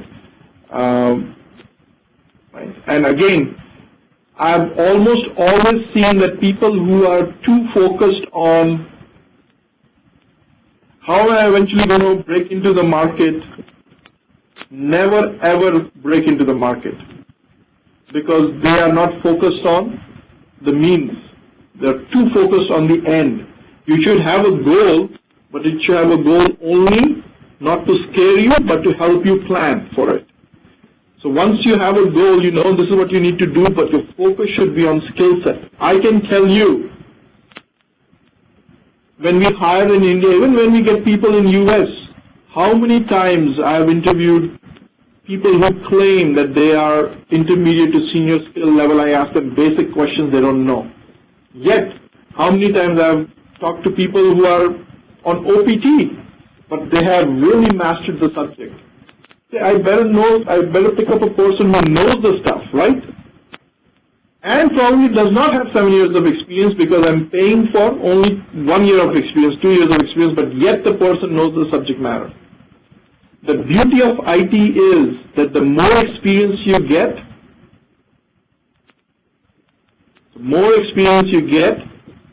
the more outdated you are, unless you have been reinvesting in yourself, right? Right? A person with 30 years of experience knowing COBOL programming is worth nothing, unless the person went from COBOL to C, from C to Java, right?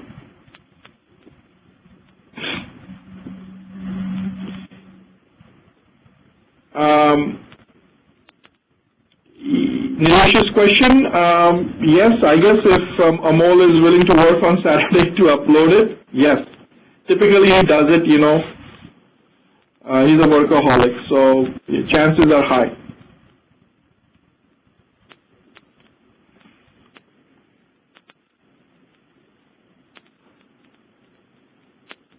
Ajay, is it possible for the team to offer references of firms in Asia Pacific hiring junior based?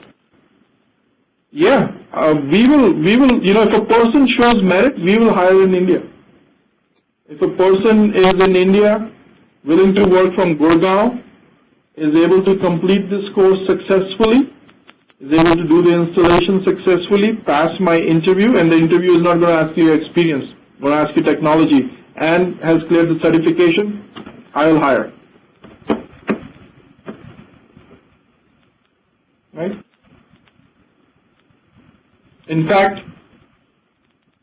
last 5 of our hires, 4 of them have been from our own course in India. Not here in the US, but in India for sure.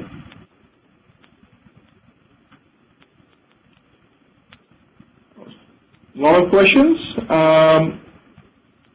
Since we have run over time, we said 3 hours, it's already 3.5 hours. I will call it a day. I think this should be a good first introductory orientation session. We will still have full 8 classes, right? This was just to kind of get it going, right? And tell you where things stand. And also for some individuals, who are still on the fence, not sure if this is the right thing for them or not, for them to get oriented. And for people who are already registered, for them to know what they need to do to now prepare for the class, right? They have gotten a sense of what it's all about. Jacob, thanks a lot. Appreciate that. Hussein, the same to you. How does one cram so many T codes? Is there any smart technique? No. In fact, see, at the end of the day, life is an open book, right? People who are going to be successful are the ones who have not crammed the book but know where the book is, right? So, smart, right? One has to be smart. Yet, yes, there are 40 or 50 T codes which you need to have memorized, and you will know how to memorize them because I'll tell you. The first two characters give you a little bit of insight into how to memorize them. So anything starting with SM is for system maintenance or system management. So you already know that those are all basis T codes, right? Typically 01s are create, 02s are change, 03s are display, right? So the last two digits. Thanks everyone. I appreciate that people like the session. As I mentioned earlier, purely from a instruction, material, opportunity standpoint, you won't be left behind, right? So I won't let you down. Hopefully you won't let me down either, right? And with that mutual symbiotic relationship, perhaps something good will come out for individuals looking for a career change. Thanks a lot, everyone. I'm shutting the recording down. So, Ajay, we're not breaking for lunch, but we're going to resume next week, right? Yes, we are not breaking for lunch. This is it for today. We will resume next week. Next week will be an 8-hour session, 9:30 all the way till 5:30 with the breaks in the middle. And Navneet, there's no bad question, right? The only question which is not good to ask is the question which is not asked, right? So questions are, by the way, people are going to learn, right, from their fellow colleagues as well. There are 2 chat sessions as well, people open. What are these for?